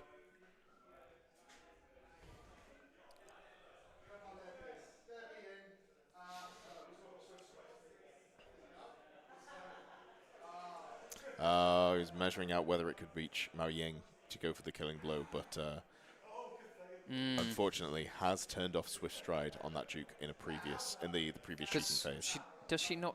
Is this a weird technicality where she doesn't transform if she gets killing blowed? No, she'd die. I was going to say I wouldn't risk it, even the long charge, because she'll pop and transform, and then it's Sure. You technically have not killed her. Yeah, it's fine. You can't go for the play anyway. So I'd go for the things you can pick up, which is the Sky Lantern, the Firestorm or Cannon. They're both the same points, I think. So I'd go for the Firestorm because it's closer to you. I think they're the same points. Yeah, they're the same points. So he's going for a double cannon, maybe. yeah, looks like it. I'm not convinced that the Which actually, no, that's correct. Cannon's worth more. Sure. I'm not convinced that the balloon is going to kill Elise. I think she's probably going to be without the all right. impact hits now. Oh no, it has impact. It overran into her over 3 inches. Oh yeah, true. So it's only 5 crew, isn't it? So it's 6 attacks. But she's relatively high toughness. Yeah. I think. And she's got a ward. You just save. trust that she's not going to die, and then you go and kill. And something. they're only weapon skill free. Yeah. You're unlike. The problem is you're not very likely to kill the Sky Lantern. I don't think it's taking any wounds at all, so you're just not going to do the 6 wounds to it with the Duke. So you want to try and score some points and just gamble that Elise will live. So yeah, double cannon or double artillery piece is the way to go. Yeah. Because she's actually she's got weapon skill 4. Yeah. T5. Yeah, T4. T4, Sorry. but she's actually pretty hefty compared to a regular human. Yeah. Which the crew for the Skyline are just regular Joes. She's got a 6-up armor save as well, I believe. Armor-tied 1, yeah. So obviously it doesn't matter against the impact hits, but against the normal attacks, gives just another layer of a potential to pass some saves. So it really does just come down to how many wounds the impact hits do, which should probably not be that many. She doesn't only get a 6-up ward, though, I think. It's a blessing. 5-up ward. Against the strength 5 impact Yeah, hits. which they're not strength 5. The impact the hits crew. strength 5. Oh, no, but they're not getting impact. So it's the crew that are strength 3. Sure, skill but free. so the crew are probably not going to do that much. Yeah. But the impact hits are what we're worried about here. Yeah, we don't know how many wounds we've caused just before. It may have been 1 or 2. I'm not sure. On the she's balloon. not T5 Warp Phoenix. We're just looking at she's only T4. T4, yeah. But she's still, unless Matt rolls blindingly well, the crew are unlikely to kill her in 1 round. I think is the consensus. That was a March test from the 2 Knights Errant there. Oh yes, because they're still alive. But I mean, given that this is the last turn of the game, they didn't actually have to move. They were just It's more moving. There's nothing for the sake of really. it. Baggage train moves. I'm not sure they heard the warning noise of like finish the battle round. So Sure. that might be why.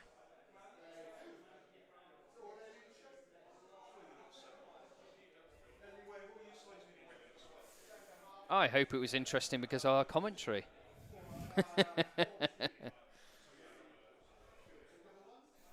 Especially the bits where we failed to observe what was going on in the game. We were just having our own little chat. Have you seen the sheet that we're? It might be around there. Sorry, I'll have a look after.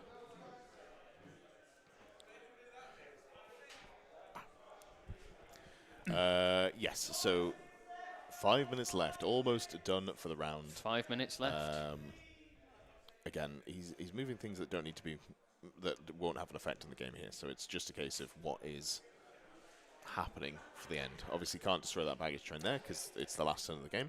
More than 250 Warp Phoenix. The artillery pieces are 165 each. So you're looking at 330 if he gets both, which I think he should be able to, unless he rolls poorly. It's actually kind of hard to get into these cannons because there's the Ogre Loader as well. It's surprisingly hard to kill them in 1 round of combat.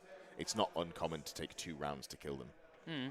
Well, the Duke will definitely pick up that one, unless he rolls poorly. But they can challenge. So it Can comes. they challenge? Yeah, they're the characters. The Ogre? Yeah, they're characters. What?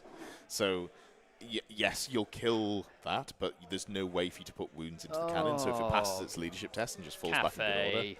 Yeah, I know, right? The Ogre is also stubborn. Yeah, so You probably want to put your attacks into the ogre loader. That's How is the ogre able to do? yeah, I know, right? Yeah. Mosley, you got your first game against a huge peg bus on Friday. Good to see what I can do tactically to win by playing the Cathay army in 5 days. Yeah, troop type character. How is it a character? Sorry. It's a little unclear how it works as well. What? That's bonkers. Yeah, pegs with a double combat would definitely So help. not only can you either double shot or re-roll a missile, you can basically go, oh no, they're going to kill me. The ogre's going to take it on the chin. Sorry. Rant over. Yeah, I don't...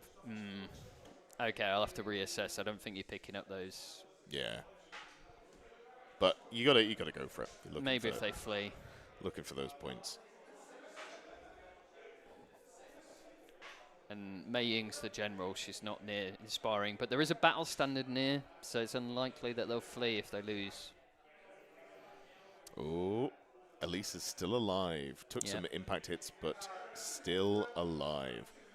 Feeling pretty good about her not falling over here. It basically comes down to, does she just flub the leadership test? These are attacks back. Not that we're going to kill a balloon. Yeah, she's got 2 attacks, weapon skill 4. Rolling hers and the... She wounded him. hers and the Pegasus at the same time here. So 1 wound with Armor Bane 1 by the looks of things. Yes, because the unicorn has got Armor Bane on its horn, I believe.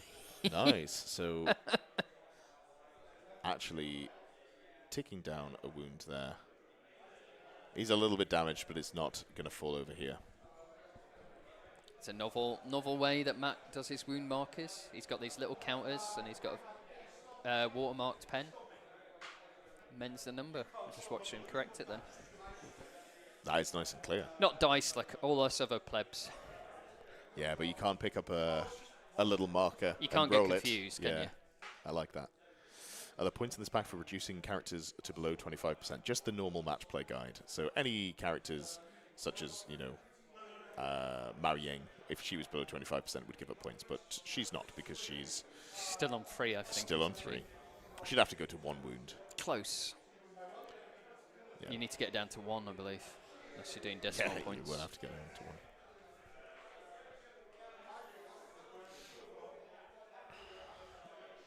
Okay, so it's a give ground. Yeah, which is fine. This is the last turn. Yeah. So she gives ground. She wouldn't actually move because she's in terrain, but again, it doesn't affect the course of the game. No need to. Matt's been locked in, hasn't realised that the game is ending. Yeah, I did think that. The way he was playing, I was like, maybe he hasn't realised. And Matt hadn't realised that the 5-minute warning had been given. I've just heard, you've got a minute left.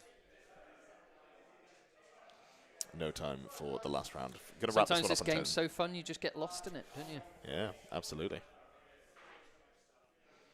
So this is... Oh, it looks like he's gone for the fight into the with the Duke first. He's not decided to go for the trying to go for the overrun with the 2 units. Interesting.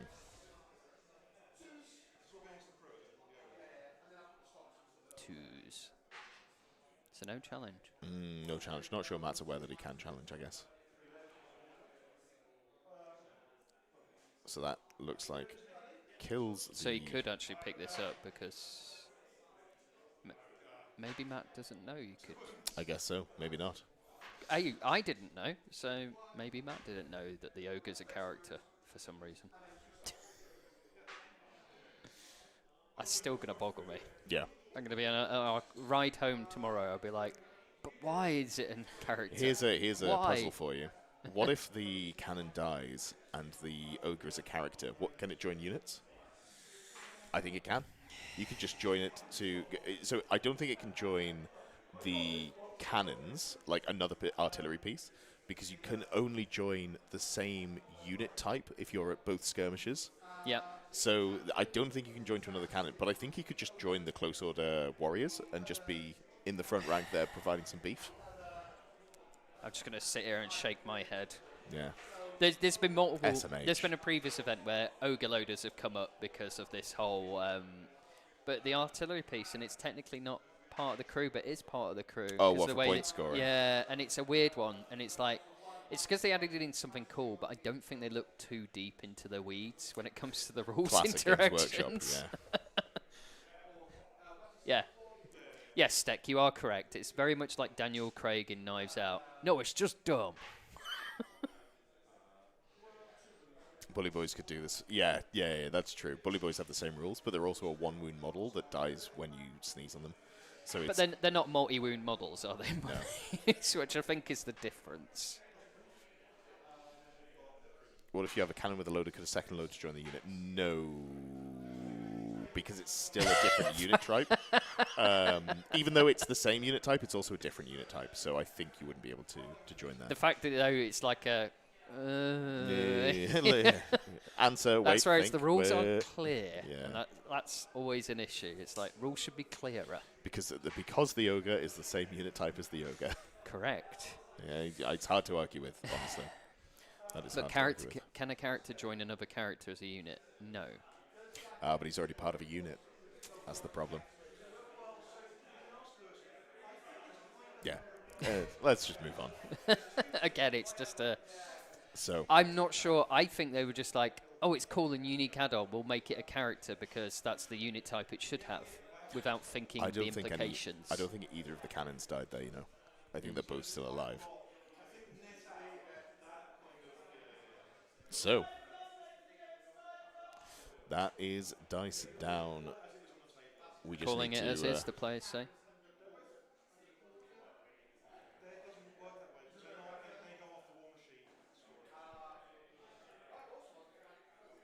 So, just going to tally up the points here, see what we are working with.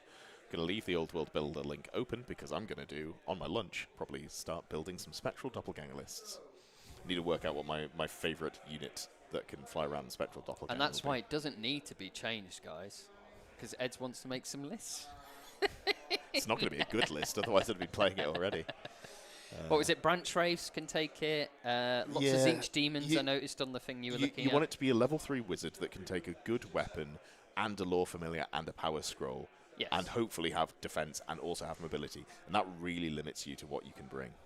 It's unfortunate. I'm guessing Zinch would be good because of all the ward saves. So But I've then not the really actual looked too output- much at their rules. But then the output of Zinch is just not great in general because you're a Wii U wizard. Sure, there is the Lord of Unless Change, it's the but Lord you've of got Change, yeah. you're only sure you're rolling but 5 it's a lot of spells. eggs in one basket. Yeah. Just the Tomb King ones, like I don't know, meh. Yeah, but their Lich Priests are not fighty like other armies where it's the ones where the wizards have like a semi-combat wizard is where it generally does best. Oh yes, what are our scores? Ed says double vampire count, vampire counts. Oh, that's an interesting option. I did see that at TSN a couple of weekends back. Someone was running 2 vampire counts on Abyssal Horrors, which Yeah. I would not be surprised if they were both illusion. Because Spectral Doppelganger on vampire counts, you know, they're basic Chaos Lords in a different army. With one less attack, which makes me sad. They should have the same stat lines as Chaos Lord. They're very similar in terms of weapon skill, strength, toughness. Let's have a look at the scores on the doors here. So Renegades of Funk into Dogs of War. Renegades of Funk, one of the teams that have been doing the best, actually, up until this point. But absolutely trounced by the Dogs of War, who have got, a 16-4 High Elves into Dark Elves, 18-2 Warriors of Chaos into Skaven. Lizardmen did beat Nomadic War there, 14-6, but then Vampire counts with a 12-8 victory. So a strong win there for Dogs of War.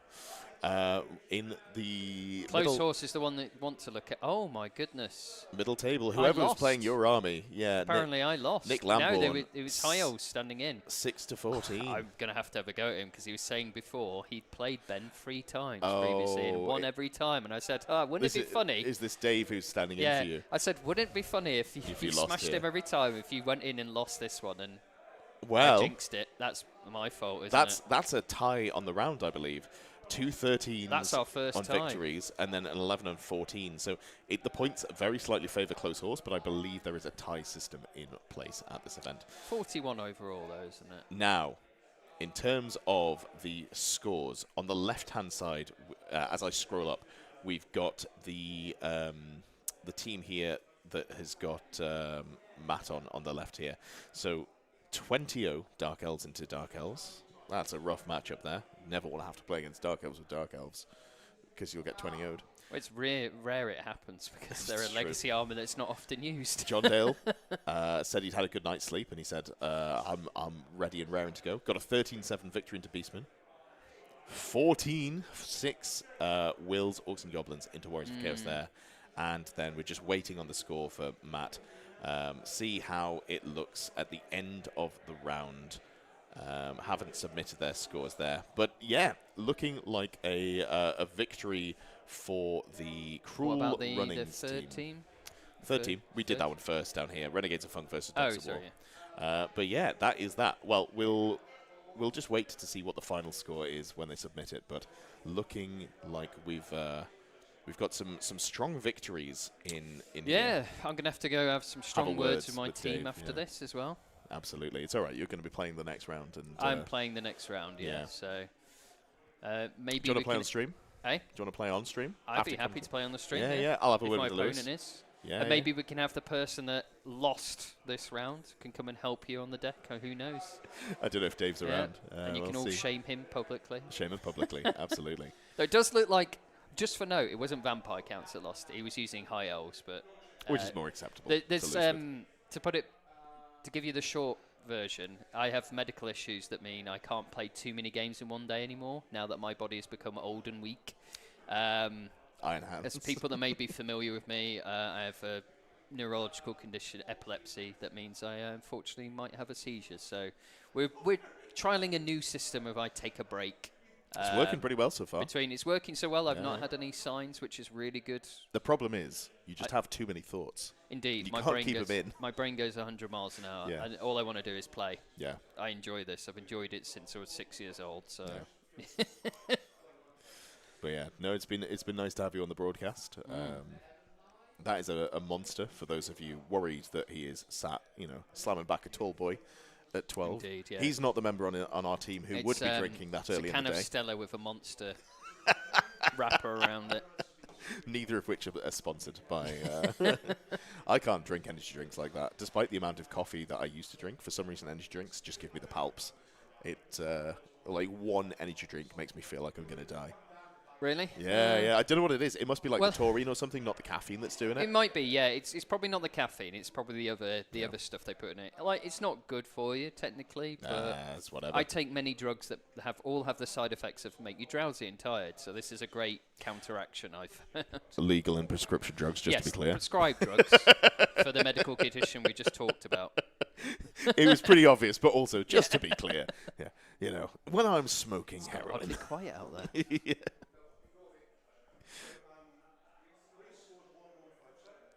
1157 for Reese. 1496. Oh wow, that was so a very really close game. I thought it was a much I thought they objected. further spread game. So it's a 12-8 in Matt's favour there, taking them. Okay, much They closer. had the win guaranteed already, but just 4 wins on. So clawing back those points did work. Absolutely. Obviously, important coming into the end of the tournament where you might find that teams with the same win-loss-draw record. So having more battle points, very important there to take it. Question for the casters, what are your favourite painted armies at the event? You know what? I don't know if I've actually had a chance to look at all of them. So the biased answer is Warriors of Chaos that Steve is currently using, but that's just because I painted them. The non-biased answer is there's some really nice ones out there. It is actually hard to choose. There's a chap called Callum that's on our team who's painted a Cathay army, which looks really nice, and the basing he's done on it is a lot of cherry blossom. It's very detailed and meticulous. It looks really nice. But then there's also this demon army. I don't know if you had it on stream. That's got a great unclean one. Mats. I haven't had it on a different Yeah, it looks really nice. Great unclean one, Bloodthirster, very nicely painted. There's a lot. I think the best place is there somewhere where a lot of pictures have been taken, Mr. Organizer of Tournament? Well, you could go to Elmo Miniatures' Instagram page, where I'm sure there are plenty of shots of all of. I'm going to say there would be lots of pictures there. That's what I was. Absolutely. Subtle plug. Subtle plug, indeed. All right. Well, that is the end of round 4. There is another stream up already. Least favourite, sorry, I've just seen. In 1 hour's time, we will be back. Ooh, tied at the top between Cruel Runnings and Close Horse. 3 wins and a draw for both. So no pressure, chat, but my team are tied for first place for this next game. And considering the person who stood in for me dropped the ball, there's a lot more added pressure on me. Very disappointing. All right, so I will be back in roughly an hour. There is a stream already prepped and ready to go. When I know which armies are going to be on, we will get that up. Some pictures for the for everything there, and it'll be adjusted the title. But I will be back in 1 hour's time at 13:30 UK time. Thank you, Amy. Game over. It is indeed. It's been a pleasure. Over. All right, lovely. Well, catch you all in 1 hour. I'm going to go have